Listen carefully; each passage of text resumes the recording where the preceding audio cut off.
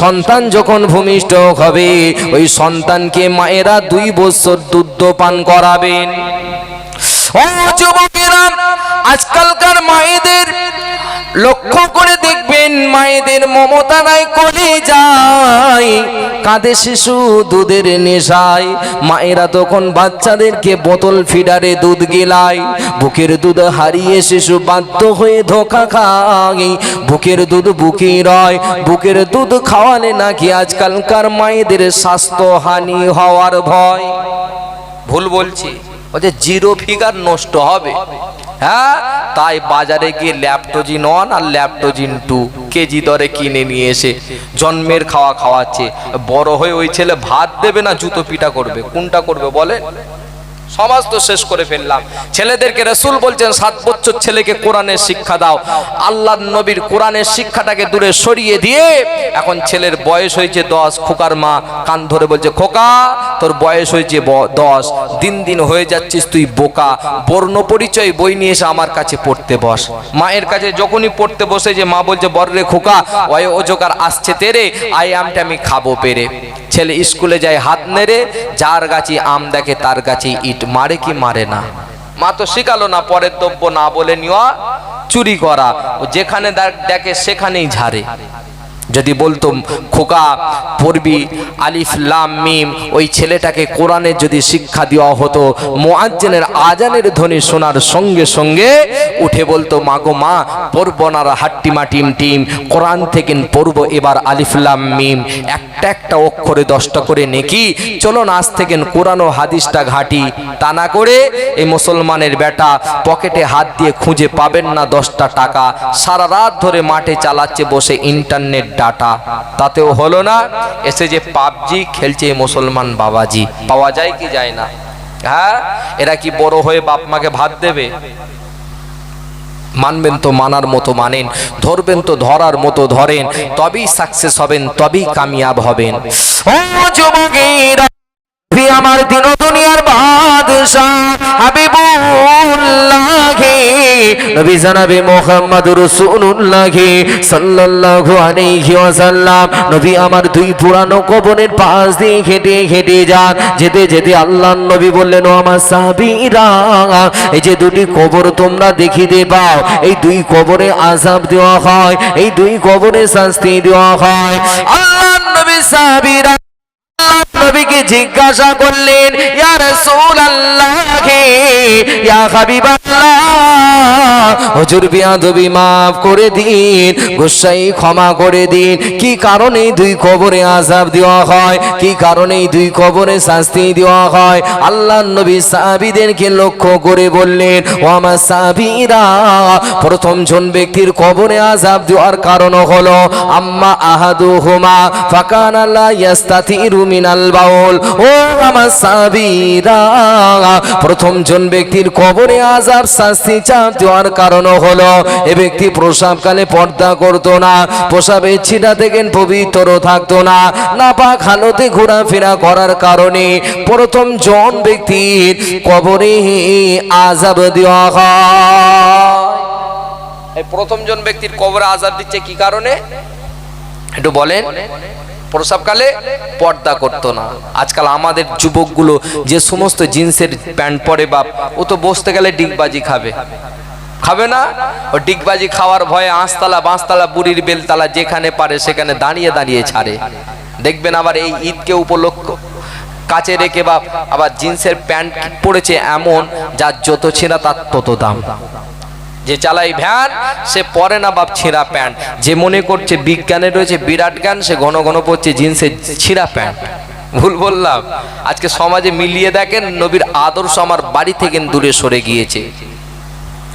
ও যুবকেরা, আল্লাহর নবী বললেন, খবরদার, না না না, প্রসাব থেকে তোমরা দূরে থাকো। আজকালকার মুসলমানের যুবকেরা নবীর আদর্শ আমার বাড়ি থেকে দাঁত দূরে সরিয়ে দিয়েছে। তাই বলি, ওরে গরু ফেরে দাঁড়িয়ে প্রসাব, মানুষ বসে ফেরে, কুকুরেরা প্রসাব ফেরে ঠ্যাংটি উঁচু করে। যেতে যেতে ভদ্রবাবু হঠাৎ পথের ধারে চেনটি টেনে পাইপ ধরে দাঁড়িয়ে মেশিন ছাড়ে, প্রসাব লেগে একাকার আমার কাপড় চোপড়ে দুর্গন্ধ শরীর নিয়ে সারাক্ষণ ঘোরে, কুলুক ঢেলা পানি ছাড়াই 1 নাম্বার সারে। পদ খেয়ালে চলছে বাবু কে করিবে মানা তারে, পানি নিতে বললে আবার ইংরাজি গাল ঝাড়ে। হোয়াট ইজ ইওর নেম, তোমার নাম কি, তুমি কি আমাকে চেনো? আমি হলাম রাইটার্স বিল্ডিং এর অফিসার। দুর্গন্ধ শরীর নিয়ে ঘোরাফেরা করতে বড় পছন্দ করি, দুর্গন্ধ শরীর নিয়ে সারাক্ষণ ঘোরে, কুলুক ঢেলা পানি ছাড়াই 1 নাম্বার সারে। পদ খেয়ালে চলছে বাবু কে করিবে মানা তারে, পানি নিতে বললে আবার ইংরাজি গাল ঝাড়ে, উচিত কথা বললে আবার হেঁচকি মেরে ওঠে, নাক সিটিয়ে চোখ বেঁকিয়ে চায় আরে আরে। তাই বলি তোদের হাতে পায়ে ধরে, পাক না পাকের বিচার হবে স্রষ্টার দরবারে। এরা কি জবাব দেবে কঠিন হাসরের ময়দানে? এ দিতে পারবে? একটু বলেন না। কবরেতে 2টো প্রশ্ন হবে, 3টে প্রশ্ন হবে, রাস্তা ক্লিয়ার হয়ে যাবে। হ্যাঁ, কবরে 3টে প্রশ্ন হবে, রাস্তা ক্লিয়ার না ওখান থেকে আরো একটা জায়গায় উঠতে হবে? একটু বলেন যে কবরে 3টে প্রশ্ন দেবে। বাবু একটু দূর থেকে আওয়াজটা দেন। যে কবরে 3টে প্রশ্ন হবে, এখানেই রাস্তা ক্লিয়ার না এখান থেকে আরো একটা জায়গায় উঠতে হবে, সেই জায়গাটার নাম কি একটু বলেন? হাসরের ময়দান।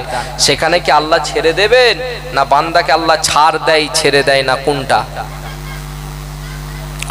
ও যুবকেরা, আল্লাহ পাকের নবী জানিয়ে দিলেন কাল কিয়ামতের দিনে হাসরের ময়দানে বিচারের মাঠে কি হবে। রাসূলুল্লাহ পরিষ্কার ভাষায় বললেন, লা তাজুলু কদাম আপনি আদম ইয়াউমাল কিয়ামাতি মিন ইনদি রাব্বি হাত্তা ইউসআলা আন খামসিন আন উমরিহি ফীমা ফানাহু ওয়া আন শাবাবিহি ফীমা বালাহু ওয়া মালিহি মিন আইনা ইকতাসাবাহু ওয়া ফীমা আনফাকা ওয়া মাযা আমিলা ফীমা আলিমা। ও যুবকেরা, আল্লাহর নবী জানিয়ে দিলেন কাল কিয়ামতের দিনে হাসরের ময়দানে বিচারের মাঠে আমার আল্লাহ পাক বান্দা বান্দি দিগকে একত্রিত করে 5টি বিষয়ের প্রশ্ন করবেন। কয়টি বিষয়ের? 5টি। আর এই 5টি বিষয়ের প্রশ্নের যতক্ষণ না সঠিক অ্যান্সার, যতক্ষণ না সঠিক উত্তর দিতে পারে না না একটি কদম অগ্রসর হতে পারবে না, না তারা সামনের দিকে যেতে পারবে, না তারা পেছনের দিকে আসতে পারবে। 5টা বিষয়ের প্রশ্ন করা হবে। আর এই 5টা বিষয়ের প্রশ্নের যতক্ষণ না সঠিক অ্যান্সার, যতক্ষণ না সঠিক উত্তর দিতে পারে, একটি কদম অগ্রসর হতে পারবে না। ও যুবকেরা, তাই আল্লাহর নবী জানিয়ে দিলেন কাল কিয়ামতের দিনে হাসরের ময়দানে বিচারের মাঠেতে আমার আল্লাহ পাক বান্দা বান্দি দিগকে একত্রিত করে সর্বপ্রথম নাম্বার প্রশ্ন করবেন, আন উমরিহি ফীমা আফনাহু। ও আমার বান্দা, ও আমার বান্দি, বলো বলো পৃথিবীর জমিনে আমি আল্লাহ পাক রব্বুল আলামিন তোমাদিগকে একটা সুন্দর জীবন দিয়েছিলাম, সেই জীবনটা তোমরা কোন পথে অতিবাহিত করেছিলে?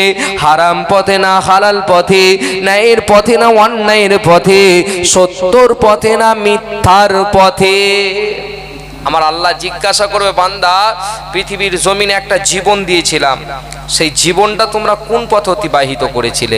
হারাম পথে না হালাল পথে, ন্যায়ের পথে না অন্যায়ের পথে, সত্যর পথে না মিথ্যার পথে? আমি আল্লাহ, আমাকে বলো। উত্তর দিতে পারবো?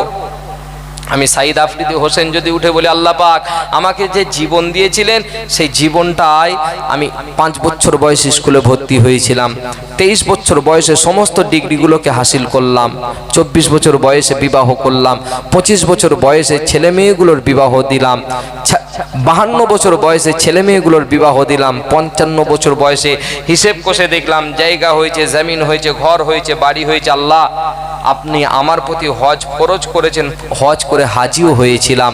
আল্লাহ পাক 60 বছর বয়সে বসে দেখলাম হিসেব কষে সবই তো হলো, 60 বছর বয়সে নামাজটা কি করে বাদ দিই? 60 বছর বয়সে নামাজটাও আদায় করলাম। বলেন তো, 60 বছরের নামাজটা কি আল্লাহর দরবারে খাটবে? যে একবার মোহাব্বতে দরুদ পড়েন তো, আল্লাহুম্মা। গেনটা ভাই একটু বাড়ান তো, গেনটা একটু বাড়ান, সাউন্ড হলো, কষ্ট হচ্ছে, আওয়াজটা ভাষান একটু।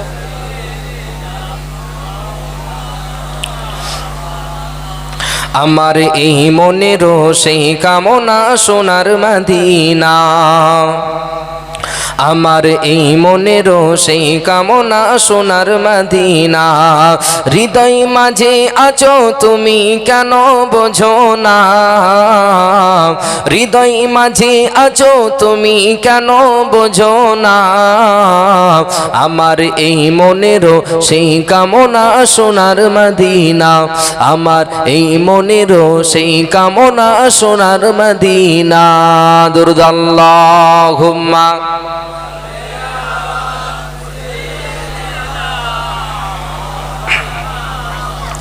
ওয়ালা আলি।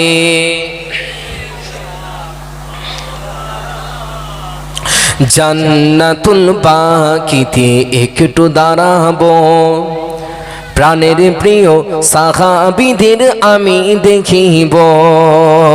জান্নাতুল বাকিতে একটু দাঁড়াবো, প্রাণের প্রিয় সাহাবীদের আমি দেখিব। যাদের কথা পড়লে মনে কান্না থামে না, যাদের কথা পড়লে মনে কান্না থামে না। এই মনেরও সেই কামনা সোনার মদিনা, আমার এই মনেরও সেই কামনা সোনার মদিনা।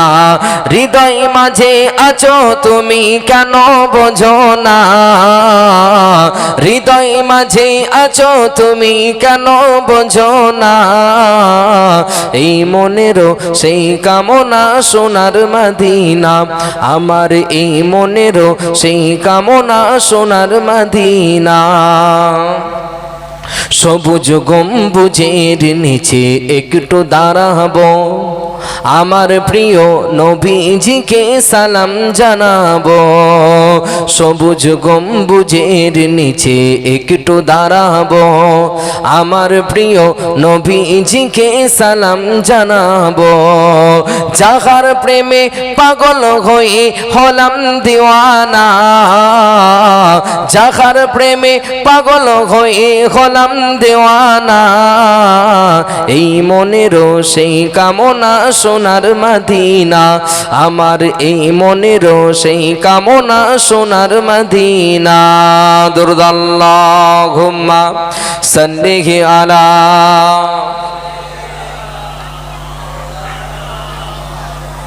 ওয়া আলা আলি।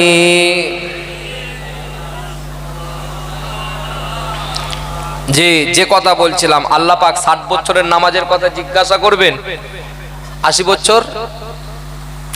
ও যুবকেরা, 60 বছরের নামাজের কথা আমার আল্লাহ পাক জিজ্ঞাসা করবেন না, 80 বছরের নামাজের কথা জিজ্ঞাসা করবেন না। আমার আল্লাহ পাক বান্দা বান্দিদিগকে একত্রিত করে দ্বিতীয় নাম্বার প্রশ্ন করবেন, ওয়া আন শাবাবিহি ফিমা আবলাহু। ও আমার বান্দা, ও আমার বান্দি, বলো বলো, পৃথিবীর জমিনে আমি আল্লাহ পাক রব্বুল আলামিন তোমাদের কাছে একটা যৌবন কাল দিয়েছিলাম, সেই যৌবন কালটা তোমরা কোন পথে অতিবাহিত করেছিলে? হারাম পথে না হালাল পথে, ন্যায়ের পথে না অন্যায়ের পথে, সত্যর পথে না মিথ্যার পথে? আমি আল্লাহ আমার পথে না শয়তানের পথে? যে আল্লাহ জিজ্ঞাসা করে, বান্দা তোমাদেরকে একটা সুন্দর জীবন দিয়েছিলাম, সেই জীবনটা তোমরা কোন পথে অতিবাহিত করেছো? এখন অধিকাংশ ছেলে মেয়েরা ওই জিন্দেগিটা, জীবনটা, জওয়ানি কালটা হারাম পথে বাবাজি ব্যয় করে থাকে কি থাকে না? তাই আল্লাহ পাকের পবিত্র কোরআন জানিয়ে দিলেন, ওয়ালা তাকরাবুজ জিনা ইন্নাহু কানা ফাহিশাতাও ওয়া সাআ সাবিলা। খবরদার না না, তোমরা জেনা ব্যভিচারীর ধারে কাছে যেও না, ওটা হলো হারাম পথ, ওটা হলো নোংরা পথ। ওই পথের পথিক যারা হবে তাদের ঠিকানা হবে কঠিন জাহান্নামা। ও যুবকেরা, কোরআনের কথা কোরআনের পাতায় পাওয়া যায়। আজ আমার সমাজের দিকে লক্ষ্য করলে দেখা যায় ছেলে মেয়ে একসাথে লেখাপড়া করে, চোখে চোখে কথা হয় ভিড়ের মাঝে, লেখাপড়া বাদ দিয়ে প্রেম রোগে ধরে, রসের গল্প করে জান প্রাণ ভরে, মনের খবর জানায় লাভ লেটারে, সাঁতার দিতে থাকে তারা প্রেম সাগরে, একসাথে সিনেমায় পার্কে ঘোরে, মেলা হাটে ফাংশনে যাই থিয়েটারে, চোখের আড়াল হলে আবার আফসোসে মরে। আহা মোবাইলে চলে কথা দিন দুপুরে, এরপর আসর পরে প্রেমের জ্বরে, খেতে শুতে কোনো কাজে ভালো লাগে না রে, একজন পাগল হয় অন্য জনের তরে, মা বাপ বাধা দেয় যদি এ ব্যাপারে, বলে বিষ খাবো গলায় দড়ি দেব এবারে, এরপর দড়ি কেটে যায় ঘর ছেড়ে, বিয়ে পাস করে তারা বাড়িতে ফেরে। বিয়ে পাস মানে একেবারে লেখাপড়া কমপ্লিট করে 2.5 বছর পরেতে ঢুকছে দুলান্ত সার্টিফিকেট নিয়ে। যে আজকাল যেমন আইন আর সমাজটা গড়ছে সেরকম, ঠিক না ভুল? হ্যাঁ, হযরত ওমর ফারুক যখন ক্ষমতায় এসেছিলেন, ক্ষমতা আসার সঙ্গে সঙ্গে ওমর ফারুক এলান করছে যত জেলখানা রয়েছে জেলখানার দরওয়াজাগুলো খুলে দাও। কারণ না, হযরত ওমর ফারুক বলছেন আজ থেকে যদি কেউ চুরি করে হাতটাকে কেটে দেওয়া হবে, কেউ যদি জেনা করে বুক পর্যন্ত মাটি চাপা দিয়ে পাথর নিক্ষেপ করা হবে। এই কথাটা বলেছেন হযরত ওমর ফারুক হুজুর যখনই সঙ্গে সঙ্গে রোম দেশের জেলখানার দরওয়াজা খুলে গিয়েছে, বিভিন্ন এলাকায় এলাকায় যত জেলখানা কয়েদি ছিল সমস্ত কয়েদিগুলোকে ছেড়ে দেওয়া হয়েছে। মুসলিম জাহানের খলিফা হযরত ওমর ফারুক হুজুর আমার বাড়ির বাইরে বার হচ্ছেন, দেখতে পাচ্ছেন একজন 18 বছরের যুবতী নারী মুসলিম জাহানের খলিফা হযরত ওমর ফারুক হুজুরের বাড়ির সামনে দাঁড়িয়ে রয়েছে। মুসলিম জাহানের খলিফা হযরত ওমর ফারুক হুজুর জিজ্ঞাসা করছেন কি ব্যাপার আজকে আমার বাড়ির সামনে দাঁড়িয়ে? ওই মেয়েটা উত্তরে দিচ্ছেন, ও মুসলিম জাহানের খলিফা, ও হযরত ওমর ফারুক, আপনি তো ঘোষণা করেছেন রোম দেশের যত জেলখানা রয়েছে জেলখানার দরওয়াজা খুলে দিতে।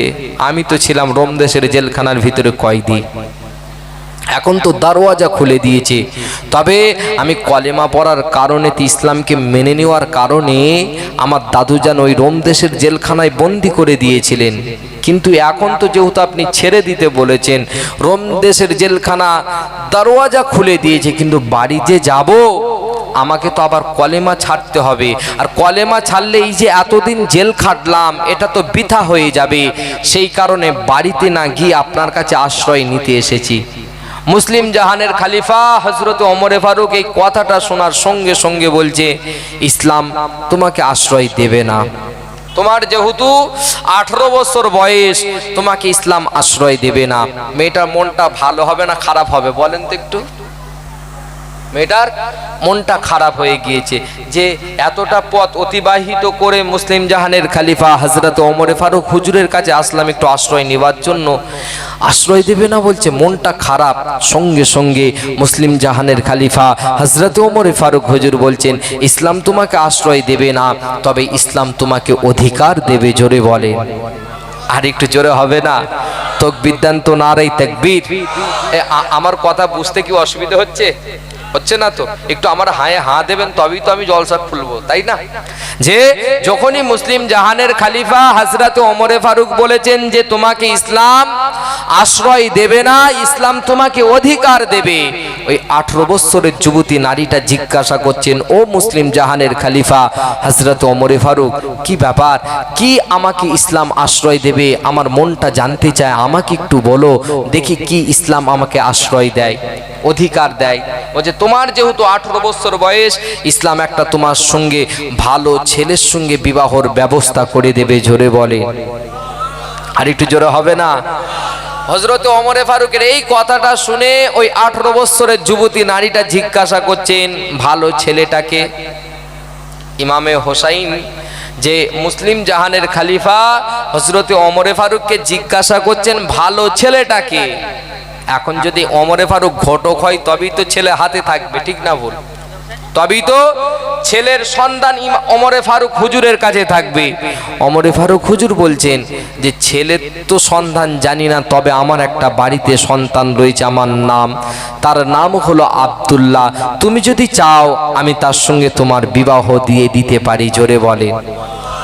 আর ছেলে যতই খারাপ হোক বাপের কাছে ছেলে কি বলেন তো, যে ও ডাকলেও আসবে। হ্যাঁ, যে ভালো ছেলে বাপের কাছে, ছেলে যতই ভালো হোক বাপের কাছে ছেলে কি ভালো, ছেলে যতই খারাপ হোক বাপের কাছে ভালো। ওই মেয়েটা জিজ্ঞাসা করছেন, ও মুসলিম জাহানের খলিফা, এই আপনার আব্দুল্লাহর চাইতে কি মদিনাতে আর ভালো ছেলে নাই? কোনো বাপকে যদি জিজ্ঞাসা করা হয় আপনার ছেলের চাইতে আর ভালো ছেলে আছে, চোখে ঠেকবে?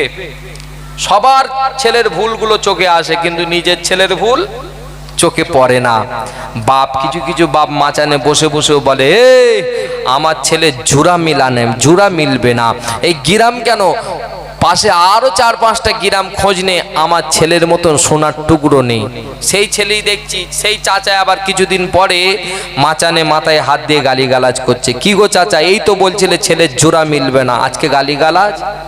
বলছে আর বলিস না, ছেলে বিবির গায়ের কালার পেয়েছে সাদা, আর ছেলে হয়েছে ডিজিটাল গাধা। ওকে বসালে বসে, উঠালে ওঠে, বাপ মায়ের কথা মোটেই শোনে না। এ পাওয়া যায় কি যায় না? মুসলিম জাহানের খলিফা হযরত ওমরে ফারুক হুজুর বলছেন, ওমা আমার ছেলে তো আমার কাছে ভালো, তুমি বলো তোমার কাছে কোন ছেলে পছন্দ? মেয়েটা উত্তরে দিচ্ছেন, ও মুসলিম জাহানের খলিফা, ও হযরত ওমরে ফারুক, আমার কাছে বিবাহ যদি করতে হয় দিন ও দুনিয়ার বাদশা হাবিবুল্লাহি নবী জনাবে মুহাম্মদুর রাসূলুল্লাহি সাল্লাল্লাহু আলাইহি ওয়াসাল্লামের কলিজার টুকরি খাতুনে জান্নাত, জান্নাতের সরদারানি, জান্নাতের দুই যুবকদের সরদার হযরতে ইমামে হাসান, হযরতে ইমামে হোসেন, দুই ভাইয়ের ভিতরে এক ভাই ইমামে হোসেনের সঙ্গে বিবাহ করব। জোরে বলেন। আর একটু জোরে হবে না? নারে তাকবীর, নারে তাকবীর। বিবাহ যদি করতে হয় তাদের সঙ্গে করব, ইমামে হোসেনের সঙ্গে। সেই সময় মুসলিম জাহানের খলিফা হযরত ওমরে ফারুক হুজুর বলছেন, মা ইমামে হোসেন তো আমার ছেলে নয় যে বিবাহ দেব বললেই তো দেওয়া যায়। তবে না, ইমামে হোসেন হলেন হযরতে আলীর কলিজার টুকরা। আপনি যদি বলেন মা আপনার জন্য ঘটকালিটা করতে পারি, কারণ একটা যদি বিবাহ লাগিয়ে দেওয়া হয় আল্লাহ পাক খুশি হয়ে যায়। জোরে বলেন সুবহানাল্লাহ। আর একটা যদি ভেঙে দেওয়া হয়, যদি লাগানেতে আল্লাহ খুশি হয়, ভাঙলে কে খুশি হয়? যে আজকাল লাগানোর সংখ্যা বেশি না ভাঙার সংখ্যা বেশি? কুদ্দুসের মেয়েটাকে দেখতে এসেছে রহিম চাচা, হ্যাঁ, হঠাৎ দেখা যায় সেলিমের সঙ্গে দেখা, আসরের নামাজ পড়ে বার হচ্ছে। এখন রহিম জিজ্ঞাসা করছে সেলিমের হাতটাকে জড়িয়ে ধরে, ভাই ওই কুদ্দুসের মেয়েটা কেমন হবে বলো তো? বলছে ওর কথা আমাকে আর জিজ্ঞাসা করো না ভাই, আর কিচ্ছু বলবো না। এই যে আর কিচ্ছু বলবো না, ও আর গিরাম ঢুকবে, হ্যাঁ, ও আর গ্রামে দুবার আসবে মেয়েটার ঘরেতে, সমাজ শেষ। আবার উই আবার গিয়ে আসরের নামাজে ভালোভাবে দাঁড়িয়ে আল্লাহু আকবার একটাকে পাইয়ে দিয়ে গিয়ে নামাজ পড়ছে। ও নামাজ চলবে তো আল্লাহর দরবারে? আজকাল তো আমাদের নামাজ তো ডিজিটাল নামাজ, হ্যাঁ, নামাজ পড়ছে, কটা পাকা রয়েছে ওপরে ভালোভাবে গুনছে। ভুল বলছি? একবার পশ্চিম আকাশে দেখছে, একবার পূর্ব আকাশে দেখছে। কি রে কি হলো? বলছে না নামাজ পড়ছি তো। একবার এদিকে তাকাচ্ছে, একবার এদিকে তাকাচ্ছে। এমন নামাজি মনে হয় আপনাদের এলাকায় নাই, আছে? আল্লাহ পাকের পবিত্র কোরআন জানিয়ে দিলেন, ইন্নানি আনাল্লাহু লা ইলাহা ইল্লা আনা ফাবুদনি ওয়া আকিমিস সালাতা লিযিকরি। আল্লাহ বলছেন আমি আল্লাহ, আমি ছাড়া আর দ্বিতীয় কোনো ইলাহা নাই। ফাবুদনি ওয়া আকিমিস সালাতা লিযিকরি, তাই আমার তোমরা ইবাদত করো আর আমার স্মরণে তোমরা নামাজ আদায় করো। এ কার স্মরণে নামাজ হবে আল্লাহ বলছেন? কার স্মরণ? নামাজে যে স্মরণ করবেন কাকে? আল্লাহকে স্মরণ করছে। ইমাম সাহেব খুতবার শেষে জুম্মার দিনকে নামাজ পড়তে দাঁড়িয়েছে, আর জুম্মার দিনকে আল্লাহর রহমতে 8 থেকে 80 কম বেশি সবাই ঢোকে মসজিদে, ঠিক না ভুল? ফার্স্ট কাতারে দাঁড়িয়েছে ইমাম সাহেবের পেছনে। ইমাম সাহেবের পেছনে দাঁড়িয়ে এখন নামাজ পড়ছে, আর পেছনে দুটো ছেলে ফুসফুস করে আওয়াজে কথা বলছে। আল্লাহ বলছেন আমার স্মরণে নামাজ পড়ো। জুম্মার দিনকে নামাজ পড়ছে, ওরা ফুসফুস করে কথা বলছে, চাচার কানে গিয়েছে। ও এক রাকাত থেকে শুরু করেছে। এটা কার ছেলে হতে পারে বলতো? কার ছেলে? হ্যাঁ, দ্বিতীয় রাকাতে শেষ বৈঠকে বসেছি, ওদের সাউন্ড আরো বেড়ে গিয়েছে, ওরা মারামারি শুরু করে দিয়েছে পেছনে। এই চাচা মুরব্বী আরো টেনশনে পড়ে গিয়েছে। এটা কার ছেলে হতে পারে? ছাত্তারের ছেলে? ওর তো গলা এরকম না, রহিমের ছেলে বলতো। হচ্ছে কি হয় না, খালি আবার মনে মনে চিন্তা করছে, ইমাম সাহেব একবার তুই সালাম ফিরা। ইমাম সাহেব খালি বলেছে আসসালামু আলাইকুম ওয়া রাহমাতুল্লাহ, আসসালামু আলাইকুম। তোরা কার ছেলে রে? তোরা নামাজ পড়তেছিস না গজ গজ করতে এসেছিস? হ্যাঁ, সেই থেকে দেখছি গজ গজ করেই যাচ্ছে। এই যে 2 রাকাত ধরে কার ছেলে গবেষণা করলো নামাজের ভিতরে, এটা আল্লাহর স্মরণে হয়েছে না কার ছেলে তার স্মরণে হয়েছে? বলেন একটু। ইমামে হযরতে আলীর পায়ে তীর ঢুকে গিয়েছে, নামাজে দাঁড়িয়েছে, তীর টেনে বার করছে, আলীর স্মরণ নাই। আমার সামনে দিয়ে একটা পিপিলিকা হেঁটে আসছে, আমি ভাবছি ভাব খারাপ। ও নামাজ পড়তে পড়তেই বসে একেবারে ছক্কা দিয়ে নামাজে দাঁড়িয়ে গেল। এই নামাজ খোদার দরবারে কবুল হবে? হ্যাঁ, এই তো ঈদের নামাজ গেল, কদিন হলো ঈদের নামাজ। ঈদগার ময়দানে বসেছে, চাচা সামনের কাতার ফাঁকা। ও চাচার কানে যায় না, ও চাচা সামনের কাতারটা পূরণ করেন, পেছনের কাতার পরে ভরবে। আসে না। হঠাৎ দেখা যায় 3-4 বার বলার পরে মাথা গরম, চাচা তুই নামাজ পড়তেছিস, তুই পড় না, তুই আমার কলজে জ্বালাচ্ছিস কেন? আর কিছু বলা যাবে? কিচ্ছু বলা যাবে না। নামাজ শেষ, মুসাফা করার সময় হাতটাকে জড়িয়ে ধরে জিজ্ঞাসা করলাম, চাচা আপনার সঙ্গে আমার দ্বন্দ্ব? বলছে না। তবে এত জোর হাঁকার মারলে? ওই যে খোকার বলিস না রে, ওই যে 6 তাকবীর দেয় না, কি করে দেয় আমার জানা নাই। মানে ওই যে সামনের মাল যা করে আমি পেছনে দাঁড়িয়ে দাঁড়িয়ে তা করব। ও যদি মশার কামড়ে বাবাজি পা চুলকাই তো নুঙ্গি মাথায় তুলে দেবে। দেখা দেখি আর কতদিন চলবে বাপ? হ্যাঁ, ইমামের কাছে যান, বসেন, হুজুর এটা জানা নেই, এটা জানবো। আজ পর্যন্ত এর শিক্ষা নিতে গেলাম না, ঠিক না ভুল? হযরতে ওমরে ফারুক বলছে, মা ইমামে হোসাইন তো আমার ছেলে নয়, তবে কারো যদি বিবাহ লাগিয়ে দিতে পারি আল্লাহ খুশি হয়ে যাবে। এই চিন্তায় চিন্তিত হয়ে মুসলিম জাহানের খলিফা হযরতে ওমরে ফারুক গুটি গুটি পায়ে হযরতে আলীর দরওয়াজায় গিয়ে হাজির হলেন। আওয়াজ দিলেন, দরওয়াজা খুলে দেখছেন মুসলিম জাহানের খলিফা হযরতে ওমরে ফারুক দাঁড়িয়ে রয়েছেন। এই দেখে হযরতে আলী জিজ্ঞাসা করছেন, ভাই কি ব্যাপার?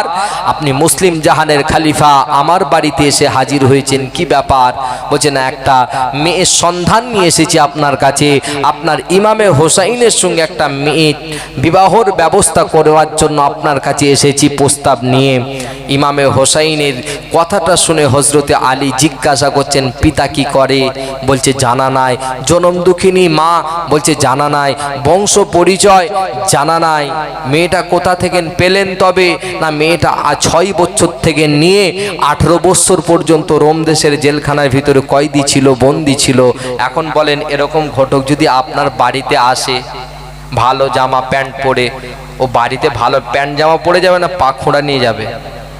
একটু বলে, ও সুস্থ শরীরে বাড়ি ফিরে যেতে পারবে? জেলখাটা মেয়ের যদি সন্ধান নিয়ে আপনাদের এলাকায় আসে, একটা ভালো মেয়ে রয়েছে, বাপের পরিচয় জানি না, মায়ের পরিচয় জানি না, বংশ পরিচয় জানি না, তবে জেলখাটা, ও সুস্থ শরীরে বাড়ি ফিরবে?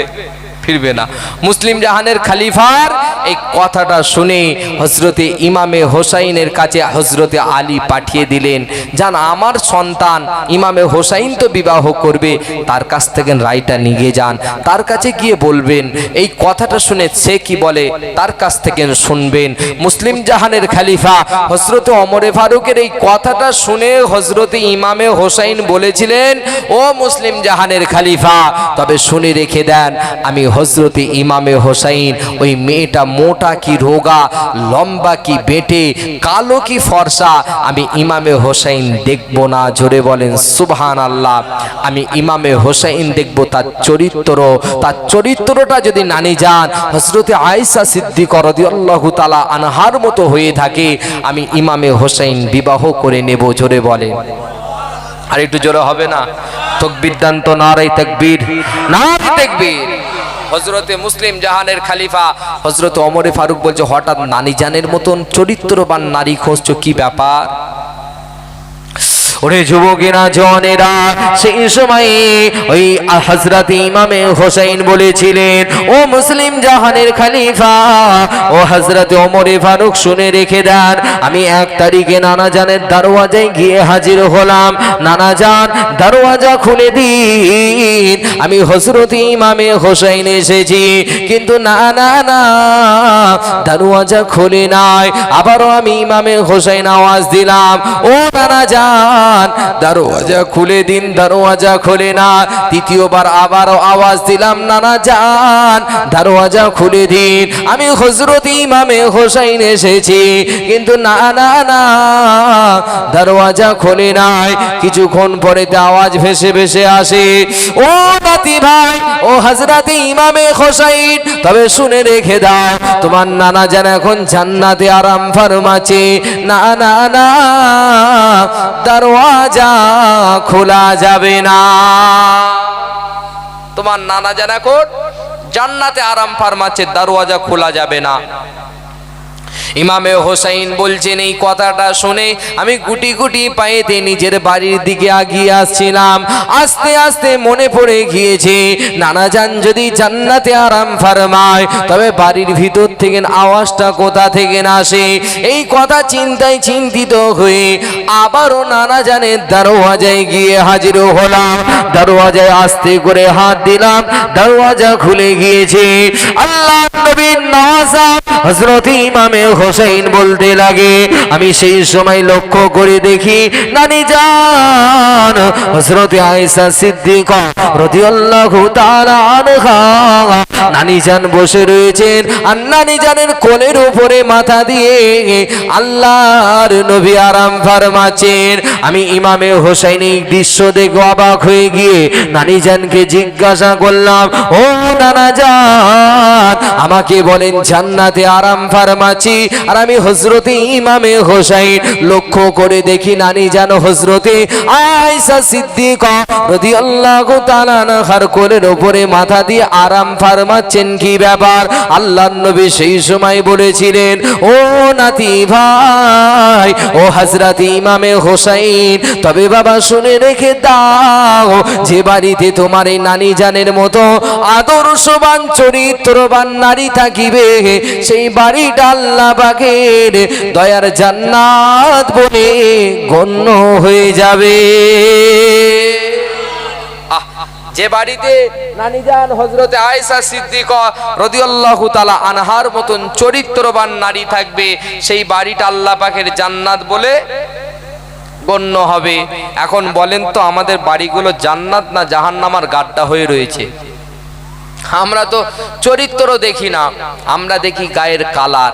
তাই বিবাহ করার আগে ওই মায়ের যেমন ধরা মেয়েটার খবর নেবেন, ঠিক পাশাপাশি মেয়েটার মায়েরও খবর নেওয়া আপনার দরকার। কারণ করলা গাছে কোনোদিন লিচু, জোরে বলেন, করলা গাছে লিচু হয়? করলা গাছে কোনোদিন লিচু হয় না। তবে অসৎ নারীর পেটে কোনোদিন সৎ নারী ভূমিষ্ঠ হয় না। তাই মেয়ের যেমন খবর নেবেন, মেয়ের মায়েরও খবর নেওয়া দরকার। হযরত ওমরে ফারুক এই কথাটা শুনে বলছেন, কার চরিত্র কেমন আমি জানি না, হয়তো আমার ঘটকালিটা আল্লাহর দরবারে কবুল হলো না। আজকাল আমরা গায়ে চামড়া দেখি, চরিত্র দেখি নাই, তাই বাড়িগুলো জাহান্নামের গাড্ডা হয়ে রয়েছে।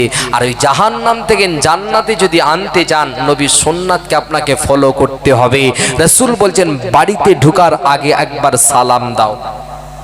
বাড়িতে ঢোকার প্রবেশ করার আগে সালাম দাও। বাড়ির ওপার থেকে যখন আপনার সালামের উত্তর আসবে, এই সালাম যত লেনদেন করবেন, মোহাব্বত বেড়ে যাবে, ভালোবাসা বেড়ে যাবে, আল্লাহর রহমত বর্ষিত হবে। জোরে বলেন সুবহানাল্লাহ। নবীর সুন্নাত ওই কিতাবের ভিতরেই পাওয়া যায়, হাদিসের ভিতরেই পাওয়া যায়। রহিম বাড়ি ঢুকছে, এই ছকিনার মা, যখনই দরজা খুলেছে, আতলা ইট হাতে ছিল, চেলে মেরেছে, যেন বাড়িতে বড় কুকুর ঢুকছে। ভুল বলছি? নবী বলছে ঢোকার আগে সালাম দাও। এ 10 মাইল দূর থেকে নাম ধরে ডেকে বাড়িতে ঢুকছে। বাড়িতে পুরুষ ঢুকছে না কুকুর ঢুকছে চিনা মুশকিল। তাহলে নবীর সুন্নাত আমরা আজকে চুলোই পাঠাচ্ছি, সেই ঘরে কি করে সুন্নাত থাকবে? আদর্শ নবীর না থাকলে কি করে সেই জায়গাটায় রহমত থাকবে, কি করে বরকত থাকবে, কি করে মিল থাকবে, কি করে মোহাব্বতটা থাকবে? বলে হযরত ওমর ফারুক বলছে, মা হয়তো আমার ঘটকালিটা আল্লাহর দরবারে কবুল হলো না, আমার দরবারে, আল্লাহর দরবারে হয়তো আমার ঘটকালিটা কবুল হলো না। ইমামে হোসাইনকে বলে নিজের বাড়ির দিকে আসছে গুটি গুটি পায়েতে। সেই সময় দেখা যায় হযরতে ইমামে হোসাইন মুসলিম জাহানের খলিফা হযরত ওমর ফারুক হুজুরের হাতটাকে জড়িয়ে ধরলেন। ও মুসলিম জাহানের খলিফা, ও হযরত ওমর ফারুক, যেহেতু এতটা পথ অতিবাহিত করে আমি ইমামে হোসাইন আমার বাড়িতে এসেছেন, আপনাকে খালি হাতে ফিরিয়ে দেব না। জোরে বলেন সুবহানাল্লাহ। যান ওই মেয়েটার কাছে চলে যান, গিয়ে বলবেন ইমামে হোসাইন ওই মেয়েটাকে 3টে প্রশ্ন করবে। কটা একটু বলে? 3টে প্রশ্ন করবে। যদি 3টে প্রশ্নের সঠিক অ্যান্সার, সঠিক উত্তর দিতে পারে, আমি হযরতে ইমামে হোসাইন এক কথাই বিবাহ করে নেব। জোরে বলেন সুবহানাল্লাহ। এ রাগ করছেন নাকি না অন্যদিকে যাব? একটু বলি যেহেতু ধরেছি। তকবীর দেন তো, নারাই তকবীর, নারাই তাকবীর। এই কথাটা শুনে মুসলিম জাহানের খলিফা হযরত ওমর ফারুক খুশি মনে যাচ্ছে। 3টে প্রশ্ন হবে আর উত্তর দিতে পারলেই তো বিবাহ হয়ে যাবে। আর বিবাহ যদি হয়ে যায় আল্লাহ তো আমার প্রতি খুশি হয়ে যাবে। গুটি গুটি পায়ে বাড়ির পথে যেতে যেতে মনটা আবার খারাপ হয়ে গিয়েছে। মনটা আবারও খারাপ, কারণ না ওই মেয়েটাকে 3টে প্রশ্ন করা হবে। আমার মন বলছে যে ইসলাম সম্পর্কে প্রশ্ন করা হয়, মেয়েটা হয়তো উত্তর দিতে পারবে না। আর উত্তর না দিতে পারলেই তো রাস্তা আমার জান্নাতেরও ক্লিয়ার হলো না, আল্লাহ তো আমার খুশি হলো না আমার প্রতি। এই চিন্তায় চিন্তিত মনটা খারাপ করে বাড়িতে প্রবেশ করছে। ওই 18 বছরের যুবতী নারীটা বলছেন, ও মুসলিম জাহানের খলিফা, ও হযরত ওমর ফারুক, আপনি যাবার সময় খুশি মনে গেলেন, আসার সময় মনটা খারাপ, কি ব্যাপার? বলছি ইমামে হোসাইন তোমাকে 3টে প্রশ্ন করবে বলেছে, আর আমার মন বলছে তুমি 3টে প্রশ্নের উত্তর দিতে পারবে না। মেয়েটা বলছেন, ও মুসলিম জাহানের খলিফা, আমার ঈমান বলছে আমি 3টে প্রশ্নের উত্তর দিয়ে দেব। জোরে বলেন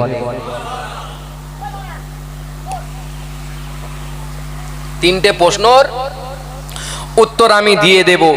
যখন এই ঈমানের কথাটা বলেছেন মুসলিম জাহানের খলিফা হযরত ওমর ফারুক খুশি মনে ওই 18 বছরের যুবতী নারীটাকে নিয়ে যাচ্ছেন মুসলিম জাহানের খলিফা হযরতে আলীর বাড়িতে।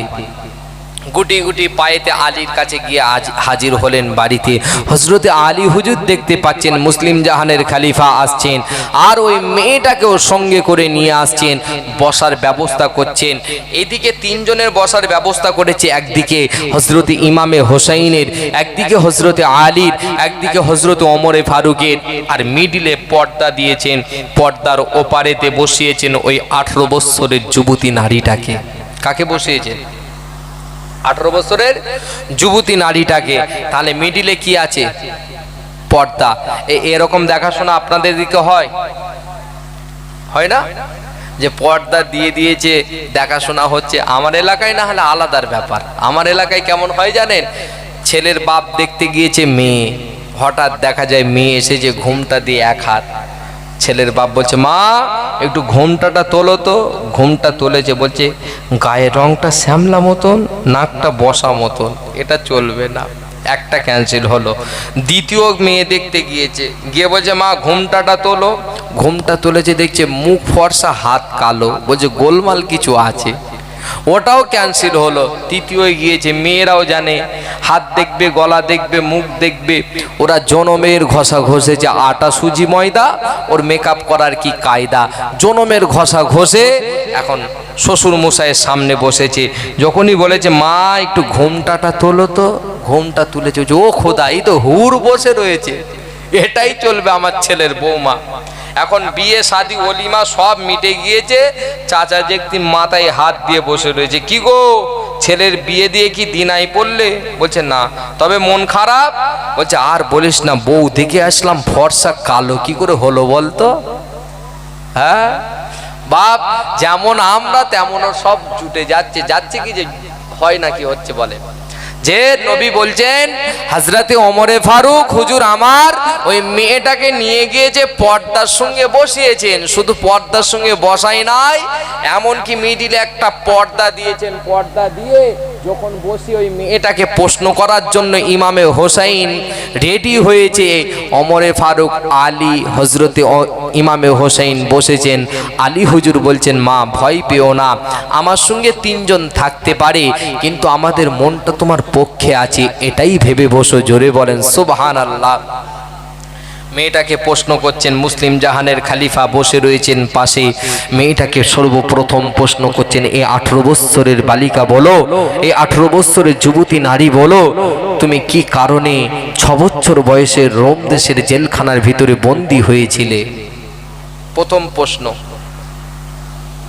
ওরে যুবকেরা, জওয়ানেরা, তরুণেরা, সেই সময় ওই মেয়েটা বলেছিলেন, ও মুসলিম জাহানের খলিফা, ও হযরতে ওমরে ফারুক শুনে রেখে দেন, ও হযরতে ইমামে হোসেন শুনে রেখে দেন, ও হযরতে আলী তবে শুনে রেখে দেন, আমি কোনো সাধারণ ঘরের মেয়ে নয়, আমি হলাম রোম দেশের বাদশার কন্যা।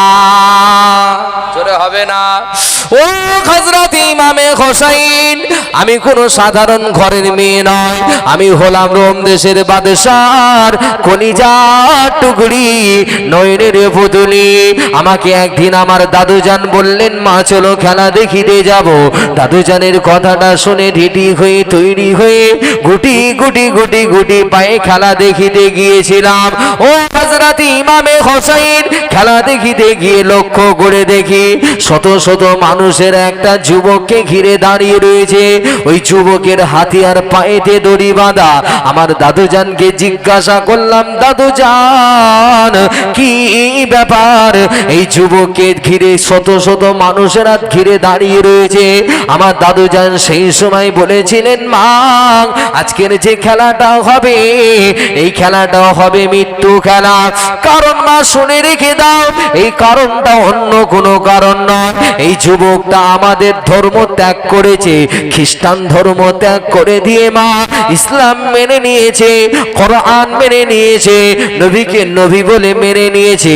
একে বলা হবে কোরআন ছেড়ে দাও, নবী ভুলে যাও। যদি কোরআন যদি ছেড়ে দেয়, নবী যদি ভুলে যায়, জীবনের মতো আজাদ করে দেব।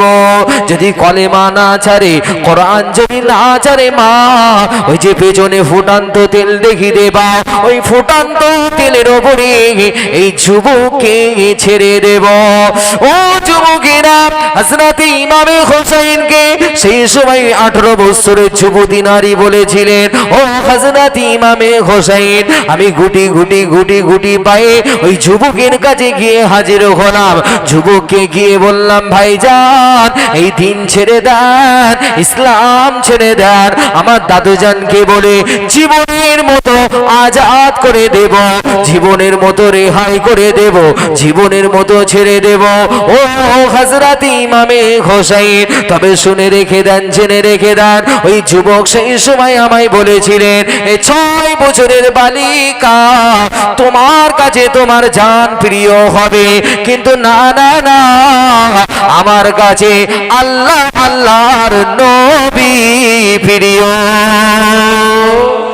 আরো জোরে হবে না? তোমার কাছে তোমার জান প্রিয় হতে পারে, আমার কাছে নবী আল্লাহ দুইজনা প্রিয়। জোরে বলেন সুবহানাল্লাহ। ও হযরত ইমামে হোসেন এই কথাটা শুনে আমার দাদু জানা থাকতে পারলেন না, হুকুম করলেন তাকে ওই ফোটান্ত তেলের উপরে ছেড়ে দেওয়ার জন্য।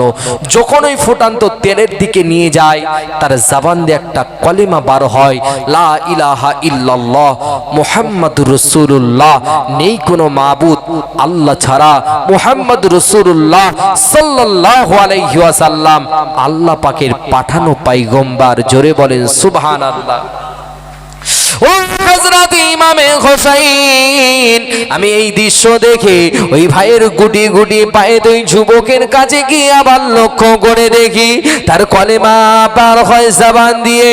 ও হযরত ইমামে হোসেন, তাকে যখন ওই ফুটান্ত তেলের ওপরে ছেড়ে দেওয়া হয়, আমি লক্ষ্য করে দেখি তার দেহ নামক খাঁচাটা ওই ফুটান্ত তেলের ওপরে পড়ে যায়, কিন্তু না না না, ওই দেহ থেকে রূহ নামক পাখিটা আল্লাহ পাখির জান্নাতের দিকে চলে যায়।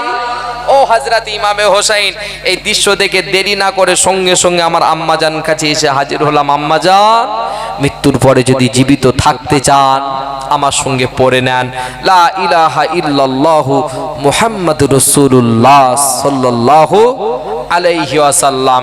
ও হযরত ইমামে হোসেন, এই কথাটা শুনে আমার আম্মাজান বললেন, মা এই কলেমা পড়ো না, এই কলেমা পড়লে তোমার দাদুজান তোমাকে জেলখানার ভিতরে বন্দি করে দেবে। আমি আবারও ওখান থেকে ছুটে দাদুজানের কাছে গিয়েছিলাম, দাদুজান মৃত্যুর পরে যদি বাঁচতে চান আমার সঙ্গে পড়েন লা ইলাহা ইল্লাল্লাহু মুহাম্মাদুর রাসূলুল্লাহ সাল্লাল্লাহু আলাইহি ওয়াসাল্লাম। জোরে বলেন। ও হযরত ইমামে হোসেন, এই দৃশ্য দেখার পরে যখন এই কলেমা বারবার আমার জবান দিয়ে তেলাওয়াত করিতেছিলাম, এমন অবস্থায় দাদুজান আমাকে ধরলেন, পাকড়াও করলেন। ও নাতি ভাই, খবরদার, না না না, এমন কলেমা পড়তে নাই। ও হযরত ইমামে হোসেন, আমি যখন বারবার দাদুজানকে একই কথা বলি, আমার দাদুজান এত মার মারে, এত প্রহার করে, সেই প্রহারের জ্বালা যন্ত্রণা সহ্য করতে পারি নাই। কিছুক্ষণ পরে অজ্ঞান বেহুশ অবস্থায় পড়ে গিয়েছিলাম। কিছুক্ষণ পরে যখন আমার হোশ ফিরে আসে, জ্ঞান ফিরে আসে, চক্ষু দুটো খুলে দেখি রোম দেশের জেলখানার ভিতরে বন্দী রয়েছি। আমার যখন জ্ঞান ফিরে আসে, হোশ যখন ফিরে পেলাম, ও মুসলিম জাহানের খলিফা ওমরে ফারুক, ও হযরত ইমামে হোসেন, ও হযরত আলী, আমি চোখ খুলে দেখি রোম দেশের জেলখানার ভিতরে বন্দী রয়েছি। অপরাধ আমার এতটুকু। এই কথাটা শুনে হযরত ইমামে হোসেন বলছেন, তুমি প্রথম নাম্বার প্রশ্নই পাশ করে গিয়েছো। জোরে বলেন। আর একটু জোরে হবে না? হযরতে ওমরে ফারুক মুচকে মুচকে হাসছে। আজ যদি দুটো দিতে পারে, জোরে বলেন, আল্লাহ খুশি হয়ে যাবে, বিবাহ হয়ে যাবে। দুটো যদি উত্তর দিতে পারে, রাস্তা ক্লিয়ার, আমার প্রতি আল্লাহ খুশি হয়ে যাবে। ওমরে ফারুক হুজুর এটা ভেবে মুচকে মুচকে হাসছে। ইমামে হোসেন জিজ্ঞাসা করছেন, এই 18 বছরের যুবতী নারী, তোমার দ্বিতীয় প্রশ্ন হচ্ছে, তুমি বলো, তুমি কি আমার জনম দুঃখিনী মাকে চেনো? তুমি কি আমার জনম দুঃখিনী মাকে চেনো? এই কথাটা শুনে সঙ্গে সঙ্গে হযরত ওমরে ফারুকের কথা শুনে, হযরত ইমামে হোসেনের কথা শুনে ওই 18 বছরের যুবতী নারী বলছে, হ্যাঁ তোমার জনম দুঃখিনী মাকে আমি চিনি। আচ্ছা বলেন তো, হযরত ইমামে হোসেনের মায়ের নাম কি? যে বলেন, হযরতে মা, একটু সবাই মিলে বলেন, না শেষ করে দেবো? হযরতে মা ফাতেমা। এই কথাটা তো সবাই আমরা চিনি। মেয়েটাও বলছেন, ও মুসলিম জাহানের খলিফা, ও হযরত ওমরে ফারুক, তোমার আম্মা জানকে আমি চিনি। যখনই চিনার কথা বলেছেন, জিব্বা মুবারকে কামড় দিয়েছে। কে কামড় দিয়েছেন? হযরতে ওমরে ফারুক। তার মানে প্রশ্নটা কি হলো না? এই কথা বলে না, রাগ করছেন না? ছেড়ে দেবো? যদি বলেন ছেড়ে দিতে তো দোয়া করে দিই। এই তো 12:30 বাজে। আসেন নবীর প্রতি সালাম পড়ি। ইয়া নবী,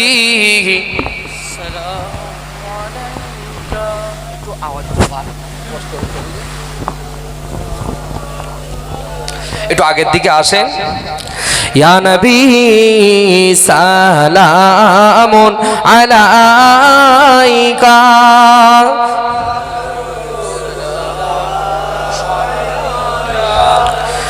ইয়া হাবিব সালামুন আলাইকা।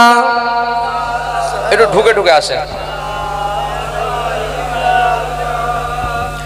নবীদের সম্রাট সাজিয়া, ও নবী আসিলেন এই ধরায় নামিয়া, উম্মাতের এতিম বানাইয়া ও নবী ঘুমাইলেন সোনার মদিনা ইয়া নবী সালামুন আলাইকা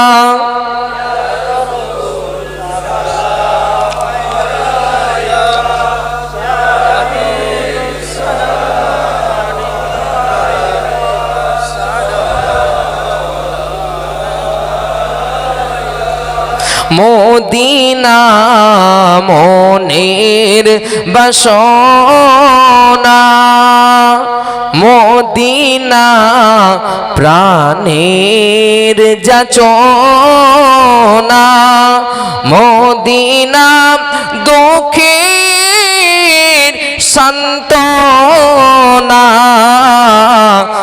আশিকদের সুখের ঠিকানা ইয়া নবী সালামুন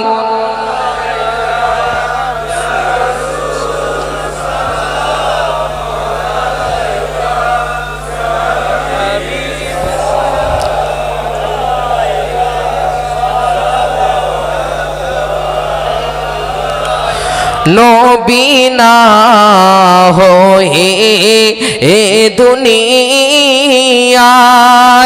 না হয়ে খোদার ফরিস্তা হয়েছি উম্মত ও তোমার তার তরে শকর লাখো বার ইয়া নবী সালামুন আলাইকা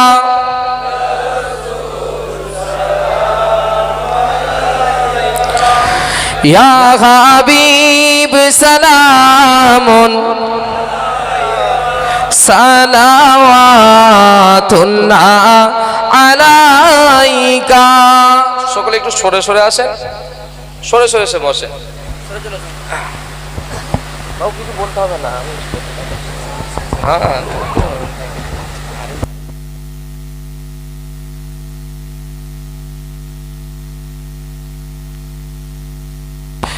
একবার তাকবীর দেন তো, নারায়ে তাকবীর, নারায়ে তাকবীর, নারায়ে তাকবীর।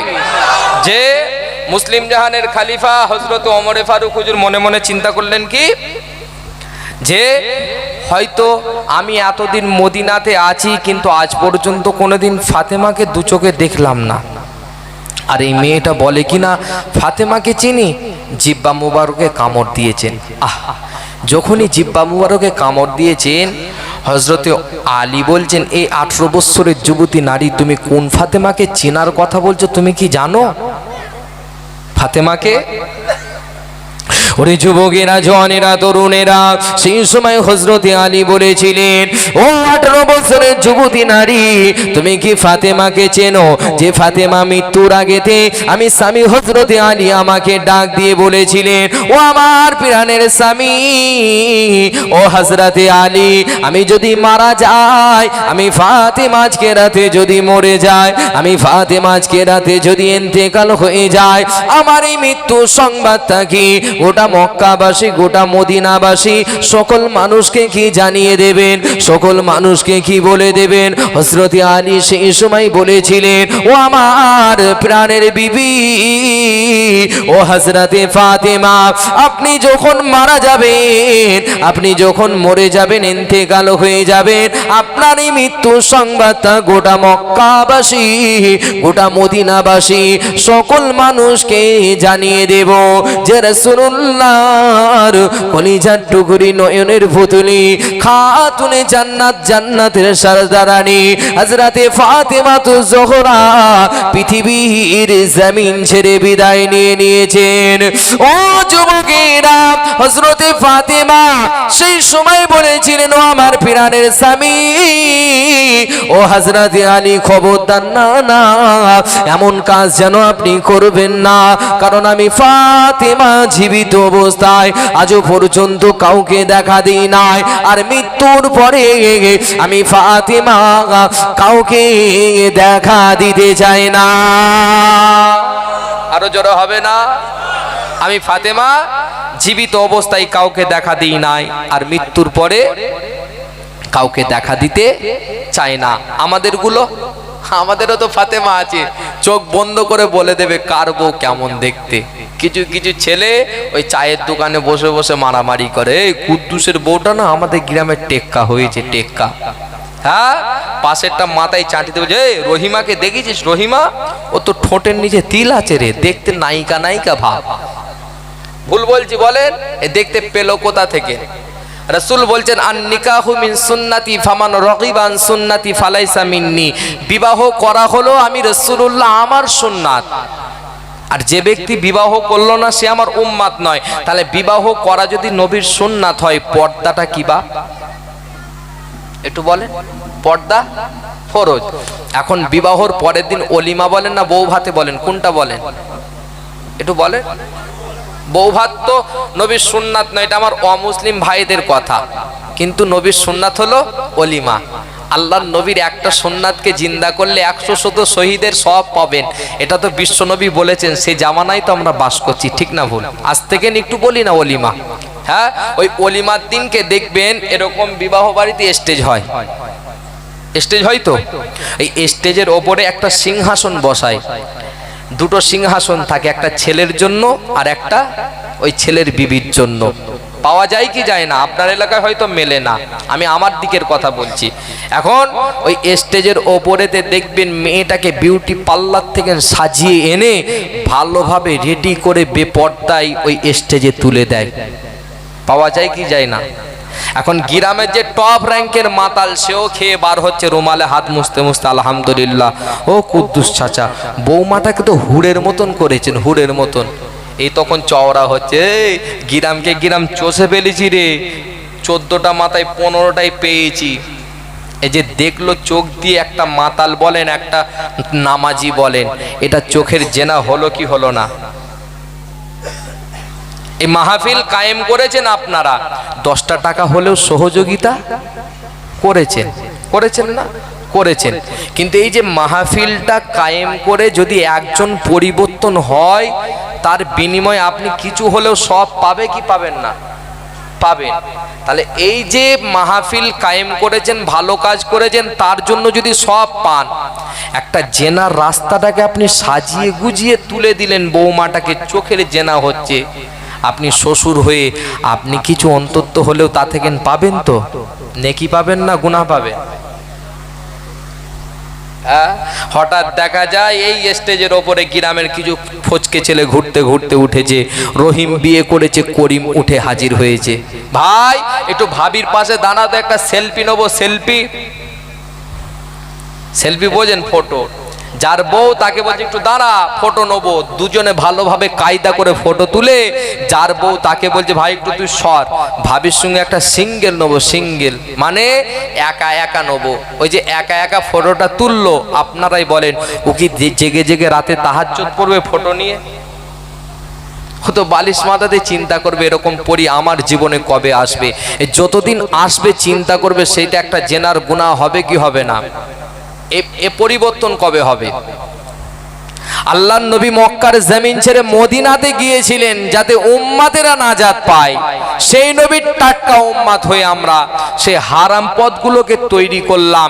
যে রাসূল বললেন সুন্নাত হলো বিবাহ করা, পর্দা হলো ফরজ আমার আপনার জন্য। আমার বাড়ি থেকে পর্দা বিদায় নিয়েছেন। শুধু পর্দা নয়, আমার বাড়ি থেকে মুরব্বী গার্জেনটাও বিদায় নিয়েছে। আর গার্জেন বলে মুরব্বীদেরকে মানা হয় না। যার টাকা বেশি, যে সন্তান, তার বিবি হবে বাড়ির গার্জেন। ঠিক বললাম না ভুল বললাম? আগে ছিল অটো, এখন এসেছে, একটু বলেন আমার সঙ্গে, আগে ছিল অটো, এখন এসেছে টোটো। দেখতে খুব ছোট, কাজে আসে বেশি। আমার মা চাচি খালা চেপে তাতে খুশি। কিছু কিছু ভাবি আছে বলে জ্বালিয়ে দাও ভেতরে আলো, লোকে আমাকে দেখে যাতে বলে ভালো। ভুল বলছি? এই ঈদের মার্কেটিং করতে যাবে, টোটোওয়ালার নাম্বারে ফোন করে দিচ্ছে যে শ্বশুর মশাইয়ের কাছে একটু রায় নি, যে কোথায় যাব সে চিন্তা মায়েদের নাই। তাহলে ওই সংসারে কি করে সুখ হবে বলেন? আল্লাহর নবী যে পথ আমাকে আপনাকে দেখিয়ে দিয়ে গিয়েছেন, সেই পথ আমরা ছেড়ে দিয়ে হারাম পথটাকে বেছে নিয়েছি। আগেকারের বয়স্ক দাদি নানিরা উঠে সকালে উঠে স্বামীর কাছে রায় নিতেন ফজরের নামাজের পরে বসে। আজকে বলেন তো কি রান্না করব? যারা মুরব্বী আছে তেনারাই জানবেন, ভালোভাবে বলতে পারবেন। আগে নিতেন না মায়েরা যে আজকে কি রান্না করব ফজরের নামাজের পরে? এখন আর স্বামীর রায় মায়েরা নিচ্ছে না, ও স্বামীর আর কথা চলে না। ও সকালে উঠে আগে খোলে ফেসবুক, পরে ধরে নিজের বাসি মুখ ওই ফেসবুকের ভিতরে লাইভ চালু করে দিয়ে বলছে, হাই গাইস, বলো তো আজকে কি রান্না করব।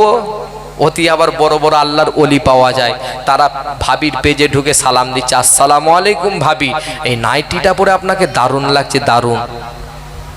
এই যে মোবাইলেতে যে জেনার কাজগুলো হচ্ছে, যে কিনে দিয়েছে সে কিছু পাবে কি পাবে না? তাই কোরআন বলছে, ইয়া আইয়ুহাল্লাযিনা আমানু কু আনফুসাকুম ওয়া আহলিকুম নারা, বান্দা নিজে বাঁচো জাহান্নাম থেকে এবং আহলে বর্গদেরকে বাঁচিয়ে নাও জাহান্নামের আগুন থেকে। নিজেও বাঁচতে পারলাম না জাহান্নাম থেকে এবং পরিবারটাকেও বাঁচাতে পারলাম না জাহান্নামের আগুন থেকে। তাহলে এ মুসলমান, এ জাতি লজ্জিত হবে না তো হবে কে? এ জাতি বঞ্চিত হবে না তো হবে কে? আজকে লক্ষ্য করে দেখবেন নবীর সুন্নাতগুলো আমরা বিদায় দিয়েছি।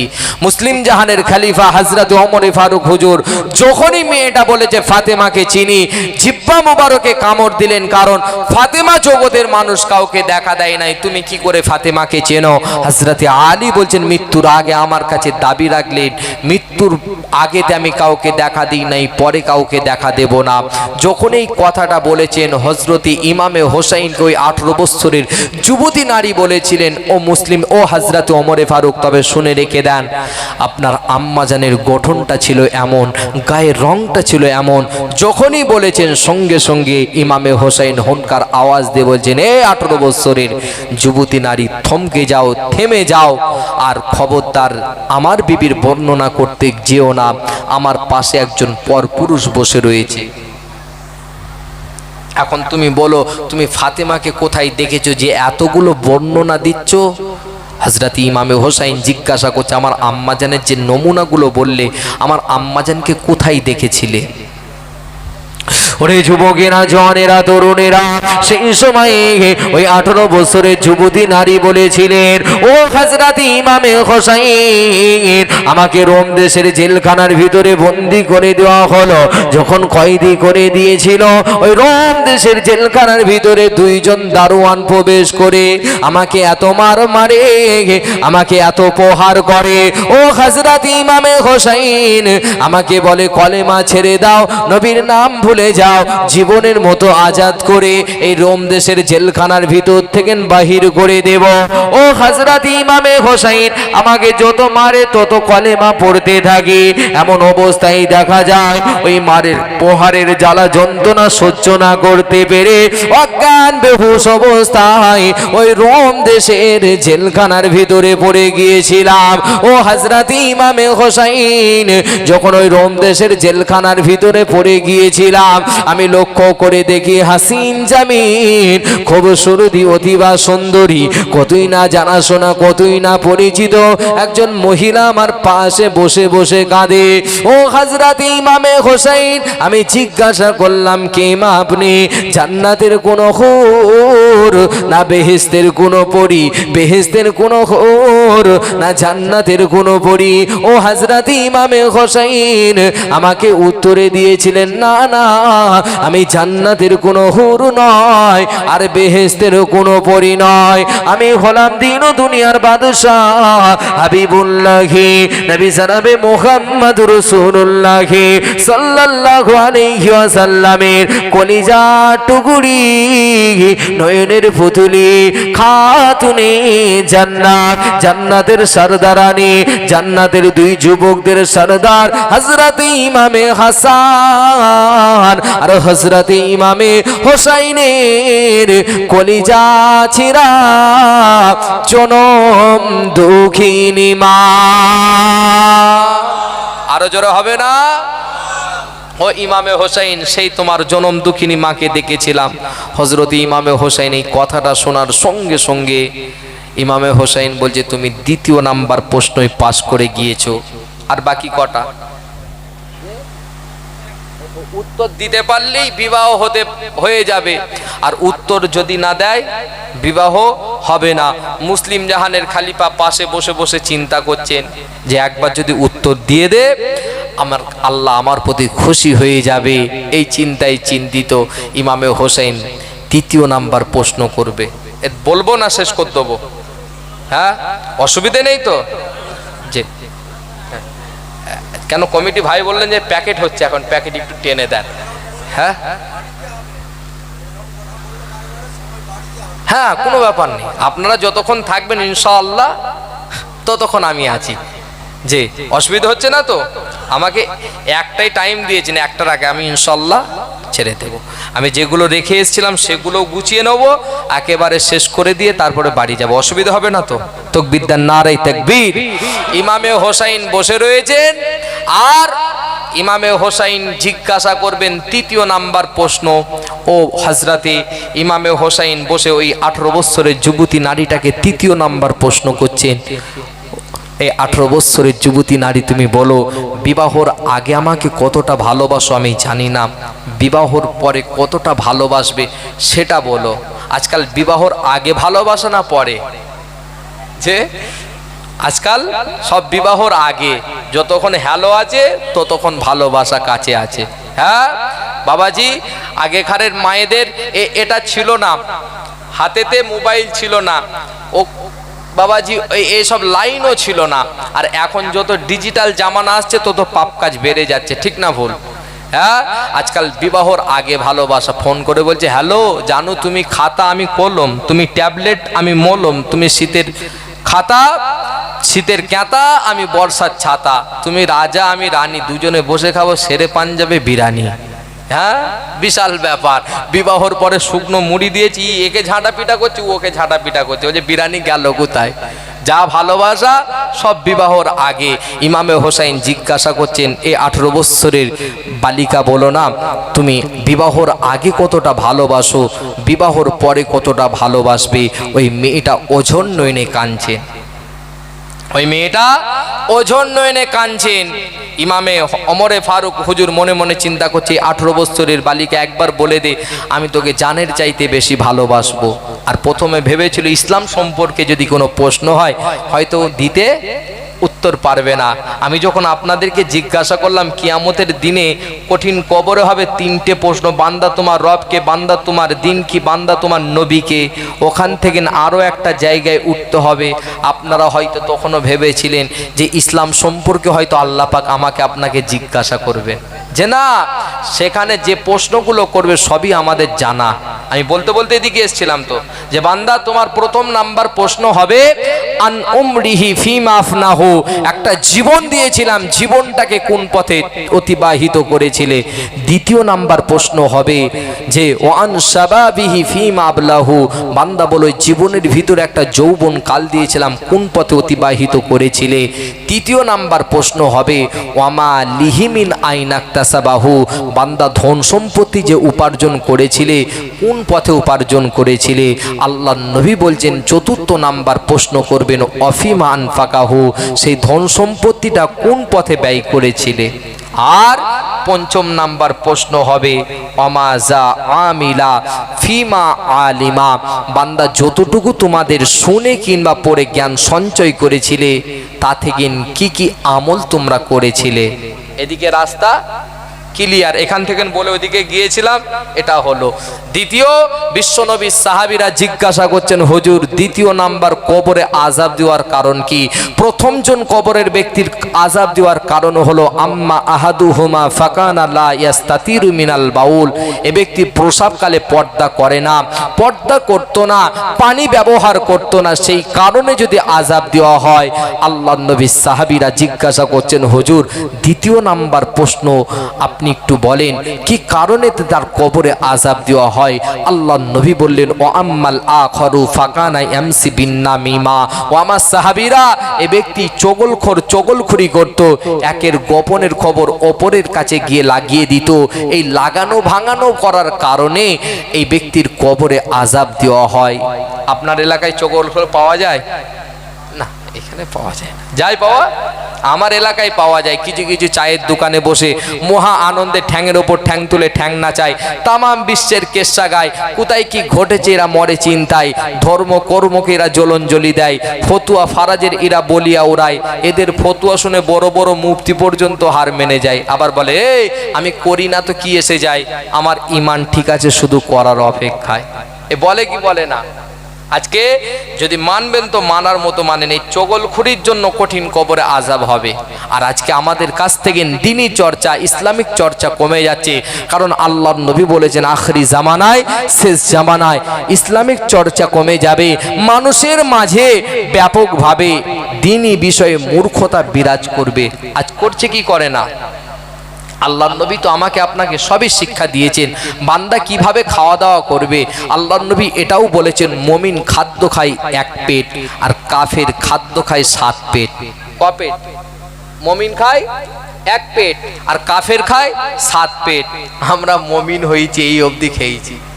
খেয়ে দেবো যে জিরুনে জিরু বলছেন না, 7 ভুল বলছি, সেটাও খেয়ে চোখগুলো আমরা রাটি করে, কিরে জান বেরোচ্ছে নাকি? বলছে না, একটা যদি ঢেকুর হয় সব ক্লিয়ার হয়ে যাবে।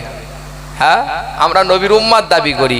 আল্লাহর নবী 1500 বছর আগে বললেন, মুমিন খাদ্য খায় 1 পেট, আর কাফের খাদ্য খায় 7 পেট। আল্লাহর নবী তাই বললেন, তোমরা যখন খাদ্য খাবে, খানা খাবে, থালার একটা সাইড থেকে খাদ্য খাবে, থালার একটা ধার থেকে খাদ্য খাবে। কারণ আমার আল্লাহ পাক ওই থালার মাঝখান থেকে বরকত দিয়ে ভরিয়ে দেয়। জোরে বলেন ও যুবকেরা, কিতাবের কথা কিতাবের পাতায় পাওয়া যায়। আজ মুসলমানে খাবার জন্য দ্বন্দ্ব করে ভাইরে, যেখান সেখানে ফিরি গলে খাবার জোগাড় যাই যদি কানে, হন্য হয়ে ছুটে যাই ভোজের আসনে। খানা বাড়ি বিয়ে বাড়ি হোক না যেখানে, হলারেতে ঢেলে খানা বেমালুম টানে। আবার লোভের বসে খামচা মারায় থালার মাঝখানে, সুস্থ শরীর ব্যস্ত করে অধিক ভোজনে। এরা নবীর সুন্নাত গেল ভুলে কিসের কারণে? আবার ইফতার নিয়ে বসে শুধু চাই ঘড়ি পানে, দোয়া পড়ো দরুদ পড়ো কে কথা শোনে, যেন একাই ইফতার সব করবে সাবার ছক মনে মনে। এই ইফতারের মধ্যে এখানে একটু বলেন, আওয়াজ দেন। ওই ইফতার বসে নিয়ে সামনে নিয়ে ও রাসূলুল্লাহর হাদিসের কথা মনে থাকে না? 1.5 ঘন্টা আগে থেকে টার্গেট থাকে, হাত কোথায় যাবে। হাজি সাহেব মানুষ উমরা থেকে এসে একটা ইফতারের মজলিস দিয়েছে, আর সামনে আজওয়া খেজুর দিয়েছে। সবার সামনে দুটো দুটো করে সাজিয়ে খুব সুন্দর করে খঞ্চায় 4জন করে বসিয়ে দিয়েছে। এখন চাচা ভাবছে আজওয়া খেজুর মানে বিশাল ব্যাপার। ইমাম সাহেব একবার খালি আজান দে, আজকে দাঁত থাকুক চাই না থাকুক, আজওয়া কিন্তু আমার হলারে ঢুকবে। 1 মিনিট বাকি আছে, ইমাম সাহেব বলছে হুজুর সময় হয়ে গিয়েছে। ইমাম সাহেব যে 1 মিনিট আছে সময়, এরকম তাকিয়ে আছে। ইমাম সাহেব মাইকের কাছে গিয়ে খালি বলেছে আল্লাহু আকবার। চাচা মুখ ঘুরিয়ে এদিকে তাকিয়ে দেখছে আজওয়া খেজুর গায়েব। আজওয়া গেল কোথায়? সামনে ভাইপোর মুখে দেখছে আজওয়া। কিরে তোরটা নিচে বসানো, মুখে কি? বলছে চাচা তোমার তো সুগার। হ্যাঁ, বলেন নবীর সুন্নাত আছে আমার বাড়িতে, আমার বাড়ি থেকে বিদায় নিয়েছে। তাই আল্লাহ নবী বলছেন, আখরি জামানায়, শেষ জামানায় যে আমার একটা সুন্নাতকে আঁকড়ে ধরবে, কাল কিয়ামতের দিনে হাসরের ময়দানে বিচারের মাঠে আমার আল্লাহ পাক রব্বুল আলামিন তার আমল নামাতে 100 শহীদের সওয়াব দান করে দেবেন। ওরে যুবকেরা, জওয়ানেরা, তরুণেরা, হযরত ইমামে হোসেন বসে, হযরত ওমরে ফারুক হুজুর বসে, হযরত আলী বসে, মেয়েটাকে জিজ্ঞাসা করা হলো, এ 18 বছরের যুবতী নারী তুমি বলো না দেখি, তুমি বিবাহর আগে আমাকে কতটা ভালোবাসো? আমি হযরত ইমামে হোসেন জানি না, আর বিবাহর পরে কতটা ভালোবাসবে সেটা বলো। সেই সময় ওই মেয়েটা ওজন্যই নে কাঁদে। হযরত ওমরে ফারুক মনে মনে চিন্তা করে, এই 18 বছরের বালিকা, এই 18 বছরের যুবতী নারী, বলে দাও আমার জানের চাইতে তোমাকে ভালোবাসবো, উত্তর হয়ে যাবে, 3টে প্রশ্নের সঠিক জবাব হয়ে যাবে, আর আমার প্রতি আমার আল্লাহ খুশি হয়ে যাবে। কিন্তু মেয়েটা কেঁদে যায়। হঠাৎ দেখা যায় এতটা কাঁদছেন, কাঁদতে কাঁদতে হযরতে ওমরে ফারুক হুজুর আর থাকতে পাচ্ছেন না। মেয়েটাকে বলছেন, এই 18 বছরের যুবতী নারী, হয় কিছু তো কথা বলো, উত্তর দাও। মেয়েটা থমকে গিয়ে বলছেন, ও হযরতে ইমামে হোসেন, বিবাহর আগে তোমাকে কতটা ভালোবাসি জানি না, বিবাহর আগে কতটা ভালোবাসি জানি না।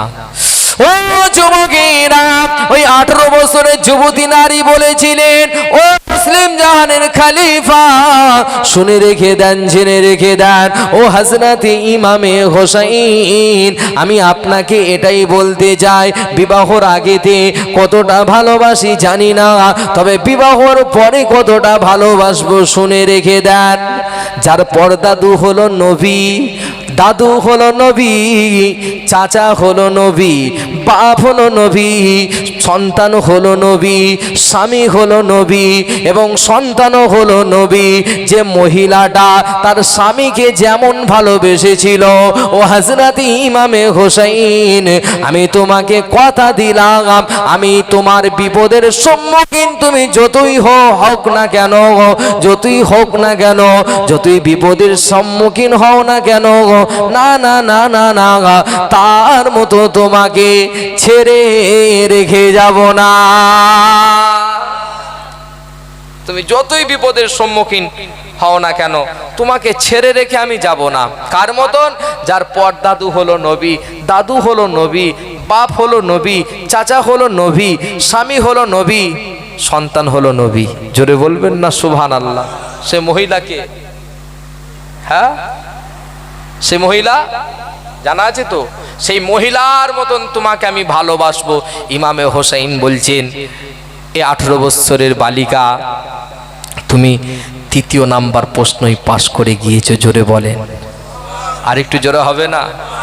ও যুবকেরা, যখনই বলেছেন এই 18 বছরের বালিকা, তোমার এই 3য় নাম্বার প্রশ্নটাও সঠিক, তুমি 3য় নাম্বার প্রশ্নই পাশ করে গিয়েছো। মুসলিম জাহানের খলিফা হযরত ওমরে ফারুক আল্লাহ পাকের শুকরিয়া আদায় করেন, কারণ আল্লাহ বলেছেন একটা বিবাহ যদি লাগিয়ে দিতে পারে আমি আল্লাহ স্বয়ং খুশি হয়ে যায়, আর যদি একটা বিবাহ কারো ভেঙে দেয় আমার আরশটা থরথর করে নড়ে যায়। হযরত ওমরে ফারুক খুশি হলো, ইমামে হোসেনের সঙ্গে ওই মেয়েটার বিবাহ হয়ে গিয়েছিল। জোরে বলেন, শুধু বিবাহ হয় না, মেয়েটা উত্তরে দিয়েছিলেন, যতই বিপদের সম্মুখীন হও না কেন তোমাকে ছেড়ে রেখে যাব না। তাই ইমামে হোসেন কারবালার জমিনে যখন হাজার হাজার এজিদের সৈন্যর মুখোমুখি হবে, ইমামে হোসেন খিমার তাবুর মানুষ দিগকে ডাক দিয়ে বললেন, ও আমার তাবুর মানুষেরা, ও আমার খিমার মানুষেরা, মন যদি চাই থাকতে থেকে যাও, আর মন যদি চাই চলে যেতে চলে যাও। আমি হযরত ইমামে হোসেন, আমার কোনো বাধা নাই। ইমামে হোসেনকে সেই সময় ওই 18 বছরের যুবতী নারী বলেছিলেন, ও হযরতে ওমরে, ও হযরতে ইমামে হোসেন, তোমার কি সেই দিনের কথা মনে নাই? আমার শরীরে যতক্ষণ জান রয়েছে, নিঃশ্বাস যতক্ষণ জারি রয়েছে, দেহতে যতক্ষণ প্রাণ রয়েছে, নিঃশ্বাস যতক্ষণ জারি রয়েছে, না না ও হযরত ইমামে হোসেন, তোমাকে ছেড়ে রেখে যাব না। আরো জোরে হবে না? ইমামে হোসেনের সঙ্গে তার বিবাহ হয়েছিল। ইমামে হোসেন দেখে নাই মেয়েটা মোটা কি রোগা, লম্বা কি বেটে, কালো কি ফর্সা। ইমামে হোসেন দেখেছিল তার চরিত্র, তার চরিত্রটা যদি ভালো হয় নানি জানের মতন বিবাহ করব, তাই তো মৃত্যুর আগ পর্যন্ত ইমামে হোসেনের হাতটা জড়িয়ে ধরেছিল। জোরে বলবেন না সুবহানাল্লাহ।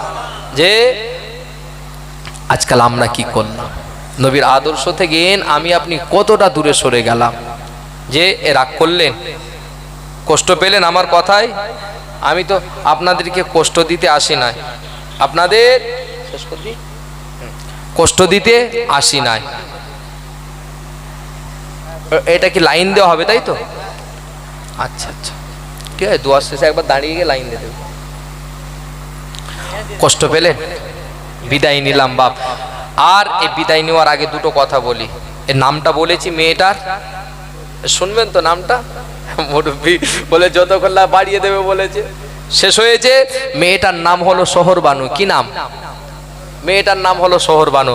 আর যার পদ্দাদু নবী, দাদু নবী, বাপ নবী, চাচা নবী, ভাই নবী, হ্যাঁ, স্বামী নবী, সন্তান নবী, এনার নাম কি? মহিলাটা,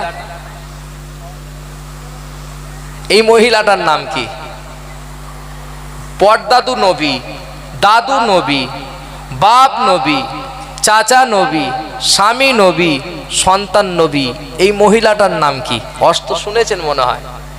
যে স্বামীর খেদমত এতটা করেছিল, আল্লাহর কাছে বড় পছন্দনীয় হয়ে গিয়েছিল। জোরে বলবেন না সুবহানাল্লাহ।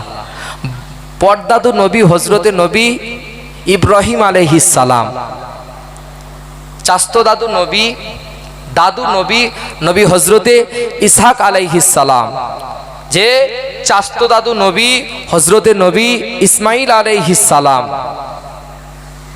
বাপ নবী হযরতে নবী আইয়ুব আলাইহিস সালাম, আর স্বামী নবী হযরতে ইয়াকুব আলাইহিস সালাম। জোরে বলবেন না সুবহানাল্লাহ। ইয়াকুব নবীর বিবির নাম কি? যে মা রহিমা। নাম কি? মা রহিমা। ইমামে হোসেনকে বলেছিলেন, ও হযরত ইমামে হোসেন, মা রহিমা যেমন স্বামীর খেদমত করেছেন, শরীরটা কি রাতে জারে জার হয়ে গিয়েছিল, স্বামীর খেদমত ছাড়ে নাই, তুমি যতই বিপদে পড়ো না কেন, তোমার খেদমত আমি ছাড়বো না। জোরে বলবেন না সুবহানাল্লাহ। তাই আমি প্রথমেই বলেছি, বিবাহ করার আগে অন্তত মায়ের খোঁজটাও নেওয়া দরকার। বিবাহ করার আগে বংশটা দেখাও দরকার। বিবাহ করার আগে সচ্চরিত্রবান নারী কিনা এটা খবর নেওয়া দরকার। তবেই একটা বাড়ি জান্নাতের বাগান হবে। ভাষাগত দিক দিয়ে যদি কোনো ভুল ত্রুটি হয়ে থাকে, ছোট ভাই হিসেবে, ছোট সন্তান হিসেবে আল্লাহ রাস্তায় মাফ করবেন। আর খোদার ঘর 5 ওয়াক্তের নামাজ পড়বেন, মসজিদে যাবেন, নামাজ পড়বেন। নামাজ পড়া হলো ফরজ, নামাজ পড়া ফরজ। নিজেকে নামাজি ভাবাটা হারাম। বুঝাতে পারলাম? নামাজ পড়া ফরজ, নিজেকে নামাজি ভাবাটা হারাম। রমজানের রোজা রাখা ফরজ, কিন্তু রোজাদার ভাবাটা হারাম। আমরা দুদিন নামাজ পড়লে নামাজি ভাবাটা অন্তরে জায়গা দিয়ে ফেলি, শয়তানের ধোকায় পড়ে আমি নামাজি। না, এটা হবে না। যে এই নামাজ পড়াটা আল্লাহ ফরজ করেছেন, নামাজি ভাবাটা হারাম করেছেন। অহংকারের পতন আছে। কাঠকে আগুন যেমন ছাই করে ফেলে, ঠিক আপনার ইবাদত, উপাসনা, আরাধনা, প্রার্থনা, জব, জিকিরটা ওই সামান্যটুকু অহংকার, আমিত্বটা ধ্বংস করে দেবে। তাই ভাই ভাই মিলে চলবেন, খোদার ঘর মসজিদে যাবেন, আর মা বাপের খাই খেদমত করবেন। মা বাপের কাছ থেকে দোয়া নিবার চেষ্টা করবেন। কারণ একদিন যদি সূর্য না বার হয়, যেমন দুনিয়া থাকে অন্ধকার, যার জীবন থেকে বাপ আর মা চলে গিয়েছে, তারও জীবনটা হয়ে গিয়েছে অন্ধকার। আমি গুনাহগার শাহিদ আফ্রিদি হোসেন 8 বছর বয়সে আব্বা হারিয়েছি। 9 বছর বয়সে মাদ্রাসায় ভর্তি হয়েছিলাম। ওই মাদ্রাসার ছেলেদের সঙ্গে শুয়ে থাকতাম। তাদের পিতারা দেখা করতে এসে রাতারাতি না ফিরে যাওয়ার কারণে তাদের পাশে শুয়ে থাকতেন। আমারও মনটা হতো, আমার আব্বাজান যদি দুনিয়ায় জীবিত থাকতো, অন্তত একটা দিন এসে আমার সঙ্গে দেখা করে যেত। আপনাদের আছে, একটু খাই খেদমত করবেন, আর মায়ের দোয়া নিবার চেষ্টা করবেন। কারণ আমি ভাবি আপনাদের দোয়ায়, দাদা পীরের দোয়ায়, মায়ের দোয়ায় আল্লাহ পাক এই জায়গায় বসিয়েছে। ঠিক না ভুল? যে আপনারা মায়ের দোয়া নেবেন। যার কাছে মায়ের দোয়া আছে, পৃথিবীর জমিন যদি একদিকে হয়ে যায়, আর যদি কারো কাছে মায়ের দোয়া থাকে, বাবাজি আমার আল্লাহ পাক কামিয়াবে ঝান্ডাটা তার হাতিতেই তুলে দেয়। জোরে বলেন সুবহানাল্লাহ। মায়ের দোয়া নেবেন আর 5 ওয়াক্তের নামাজ পড়বেন, হালাল খাদ্য খাওয়ার চেষ্টা করবেন, কারণ হালাল খাদ্য খেয়ে আল্লাহর কাছে হাত তুললে আল্লাহ পাক ওই দোয়াটাকে ফিরিয়ে দেয় না। জোরে বলেন সুবহানাল্লাহ। 3 বার সূরা ফাতিহা শরীফ পড়েন, 3 বার ইখলাস শরীফ পড়েন, 7 বার দরুদ শরীফ পড়েন।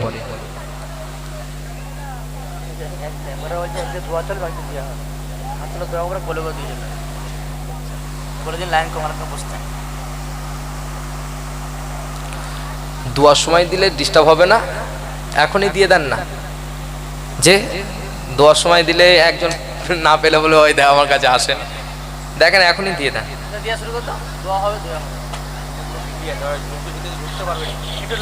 আচ্ছা একটু ক্লিয়ার করতেন না, একটা এখান থেকে ধরেন, একটু খালি ভাইদেরকে একটু যাওয়া আসার একটু ইয়ে করতেন।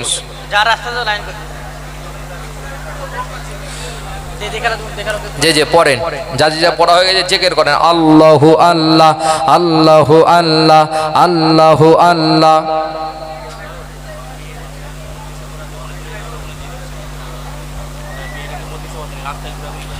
মায়েরা যারা রাস্তাঘাটে ঘোরাফেরা করছেন, আপনাদের বসার ভাইরা ব্যবস্থা করেছে, ওখানে চলে যান, ওখানে তাবারক দেওয়া হচ্ছে।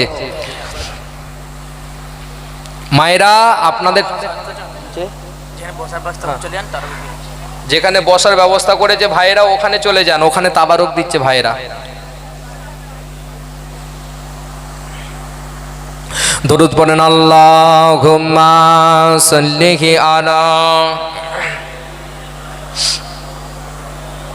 ওয়া আলা আলি। আমি লিখিব চিঠি দেব তোমায়, পাখি পৌঁছে দিও রোজায়। আমি লিখিব চিঠি দেব তোমায়, পাখি পৌঁছে দিও রোজায়। আমি থাকব বসে এই আশায়, চিঠির উত্তর আসবে আমার গায়। আমি লিখিব চিঠি দেব তোমায়, পাখি পৌঁছে দিও রোজায়। দরুদ আল্লাহুম্মা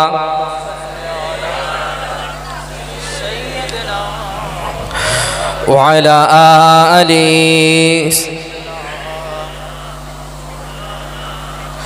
কবে আসবে মদিনার পয়গাম, গাই বাঁধব হাজিদের ঘেরাম। কবে আসবে মদিনার পয়গাম, গাই বাঁধব হাজিদের ঘেরাম। আমি ঘুরব মদিনার চারিপাশ, দু চোখে দেখিব সবুজ গম্বুজ। জোরে হবে না, আর একটু চিল্লে হবে না? আমি ঘুরব মদিনার চারিপাশ, দু চোখে দেখিব সবুজ গম্বুজ। আমি লিখিব চিঠি দেব তোমায়, পাখি পৌঁছে দিও রোজায়। দরুদ আল্লাহুম্মা সাল্লি আলা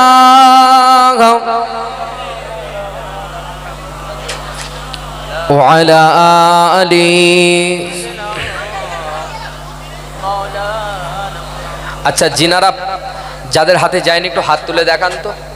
সবাই পেয়েছেন? যারা পায়নি একটু হাত তোলেন। সবাই হয়ে গিয়েছে ভাই, দোয়া করি আসেন। এ খতম আছে নাকি? খতম আছে বাবু? খতম নেই, যা আছে নিয়ত করে নেবেন। আল্লাহুম্মা আমিন। রব্বানা রব্বানা আতিনা ফিদ দুনিয়া হাসানাতাও ওয়া ফিল আখিরাতি হাসানাতাও ওয়া কিনা আযাবান নার ওয়া কিনা আযাবাল কবর ওয়া কিনা আযাবাল হাসর ওয়া কিনা আযাবাল মিজান। আল্লাহ পাক আমরা গুনাহগার খাতাকার পাপী বান্দা, আপনার বান্দা, আপনার শাহী দরবারে দূরি করে খালি হাত তুলেছি মাবুদ। জানি না রাতের অন্ধকারে দিনের আলোয় জানাই অজানাই শয়তানের ধোঁকায় পড়ে লোভ লালসায় পৃথিবীর জমিনে কতই না গুনাহার কাজ করে ফেলেছি। আমাদের তামাম জীবনের গুনাহ ক্ষমা করে দিন। আল্লাহ পাক সূরা ফাতিহা শরীফ, ইখলাস শরীফ, দরুদ শরীফ পড়েছি মাবুদ। এই পড়ার ভিতরে বলার ভিতরে যদি কোনো ভুল ত্রুটি হয়ে যায়, আপনার হাবিবের কদমের ওসিলায় ক্ষমা করে দিন। আল্লাহ পাক মাফ করে দিয়ে ক্ষমা করে দিয়ে যদি কিছু সব এনায়েত করে থাকেন, সর্বপ্রথমে আকাই নামদার তাজদারে মদিনা দুলহাই মুস্তাফা মুহাম্মদ মুস্তাফা সাল্লাল্লাহু আলাইহি ওয়াসাল্লামের রূহ পাকে সবখানি পৌঁছে দিন। হযরত ইমামে হাসান, হযরত ইমামে হোসেন হুজুরদের রূহ পাকে সবখানি পৌঁছে দিন। আল্লাহ পাক জঙ্গি বদর, জঙ্গি হুদ, জঙ্গি কারবালার ভিতরে দিনকে বাঁচাতে গিয়ে, ইসলামকে বাঁচাতে গিয়ে আপনার রাস্তার রাখি যারা হয়ে গিয়েছে, সকলের রূহ পাকে সবখানি পৌঁছে দিন। আম্মাজান হযরতে খাদিজাতুল কুবরা রাদিয়াল্লাহু তাআলা আনহা, আম্মাজান হযরতে যায়েনব রাদিয়াল্লাহু তাআলা আনহা, আম্মাজান হযরতে আয়েশা সিদ্দিকা রাদিয়াল্লাহু তাআলা আনহা, খাতুনে জান্নাত জান্নাতুস সরদারানি ফাতেমাতুজ জোহরা রাদিয়াল্লাহু তাআলা আনহা, আম্মাজান হুজুরদের রূহ পাকে সবখানি পৌঁছে দিন। আল্লাহ পাক মক্কা শরীফের অলিতে গলিতে, মদিনা শরীফের অলিতে গলিতে আপনার যত মাহবুব বান্দা বান্দির আরাম ফারমাচ্ছেন, সকলের রূহ পাকে সবখানি পৌঁছে দিন। খাস করে আল্লাহ পাক আদম নবী থেকে নিয়ে আমাদের শেষ জামানার নবী পর্যন্ত যত নবী, সিদ্দিকিন, সোহাদায়ে সালিহিন, আইমায়ে মুস্তাহিদিন, খুলাফায়ে রাশিদিন, আরব বিল্লাহ হুজুররা এসেছেন, সকলের রূহ পাকে সবখানি পৌঁছে দিন। আল্লাহ পাক খাস করে খাজা গরিবে নওয়াজ হুজুরের রূহ পাকে সবখানি পৌঁছে দিন। আল্লাহ পাক দিল্লির জুমা মসজিদের সিঁড়ির নিচে শুয়ে রয়েছেন হযরতে হারেবারে শাহ হুজুরের রূহ পাকে সবখানি পৌঁছে দিন। কলকাতার মানিকতলায় শুয়ে রয়েছে সুফি ফাতি আলী ওয়াইসি হুজুরের রূহ পাকে সবখানি পৌঁছে দিন। আল্লাহ পাক খাস করে বসিরহাটে আমবাগানকে আলোকিত করে শুয়ে রয়েছেন হযরতে বড় মাওলানা হুজুরের রূহ পাকে সবখানি পৌঁছে দিন। খাস করে আল্লাহ পাক আসামের পীর, সারা বাংলার পীর, 52 জেলার পীর ফুরফুরা শরীফকে উজালা করে ধন্য করে শুয়ে রয়েছেন কুতুবুল আলাম আমিরুস শরিয়াত আলা হুজরত দাদা হুজুর পীর কেবলা হুজুরের রূহ পাকে এই সবখানি পৌঁছে দিন। আল্লাহ পাক খাস কোনা 5 কলিজার টুকরা হযরতে বড় হুজুর, মেজো হুজুর, সেজো হুজুর, নক হুজুর, আশিকি রাসূল, নাইবি নবী মরহুম ছোট হুজুর পীর কেবলা হুজুরের রূহ পাকে সবখানি পৌঁছে দিন। আল্লাহ পাক 4 শহীদান হুজুর, কালাখন্ড হুজুর, হোসেন বুখারী, মনসুর বাগদাদি হুজুরদের রূহ পাকে এই সবখানি পৌঁছে দিন। খাস করে আল্লাহ পাক যে গ্রামে বসে আপনার শাহী দরবারে দুটি করে খালি হাত তুলেছি মাবুদ, এই গ্রামে যত কবরস্থান রয়েছে সকল কবরবাসীদের রূহ পাকে সবখানি পৌঁছে দিন। আল্লাহ আমরা যারা আমিন আমিন করছি, কেউ আব্বা হারা, কেউ আম্মা হারা, কেউ দুইজনকে হারিয়ে দুটি করে খালি হাত দ্বারা 3 মুঠো মাটি দিয়ে সেই হাত আপনার শাহী দরবারে তুলেছি মাবুদ। আপনার হাবিব বলেছেন, সন্তান যদি বাপ মায়ের জন্য দোয়া চায়, সেই দোয়ার ভিতরে আল্লাহ কোনো পর্দা রাখে নাই। বাপ মা যদি সন্তানের জন্য দোয়া চায়, সেই দোয়ার ভিতরে কোনো পর্দা নাই।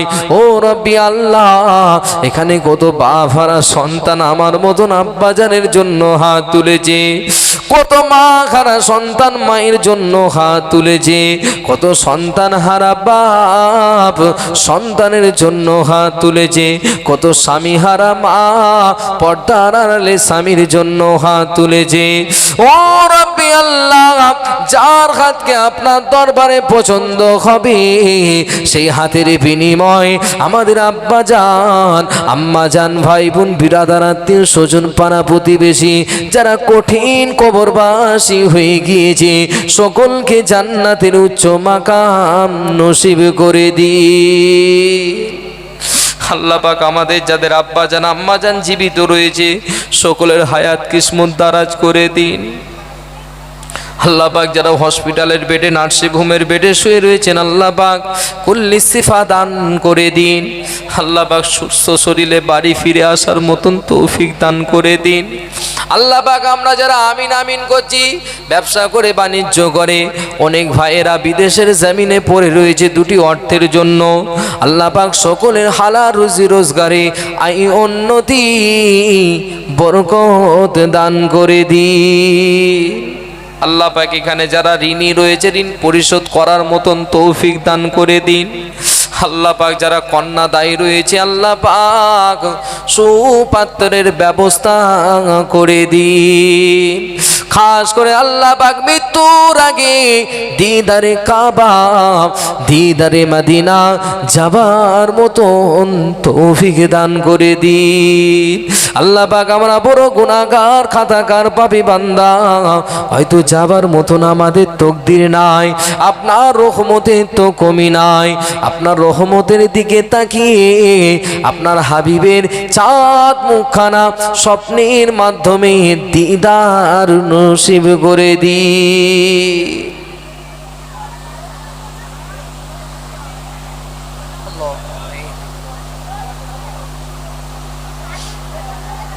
আল্লাহ পাক খাস করে কমিটি ভাইদেরকে কবুল করে নিন, নেক আশা নেক উদ্দেশ্য তামান্না পূরণ করে দিন।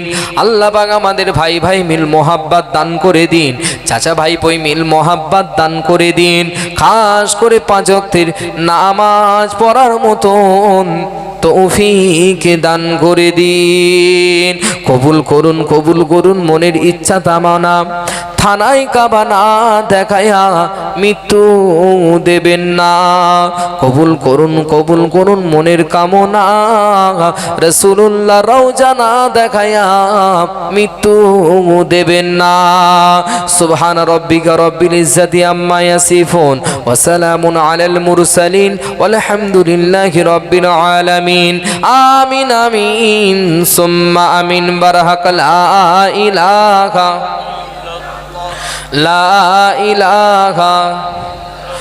লা ইলাহা ইল্লাল্লাহু মুহাম্মাদুর রাসূলুল্লাহ। আসসালামু আলাইকুম ওয়া রাহমাতুল্লাহি ওয়া বারাকাতুহু।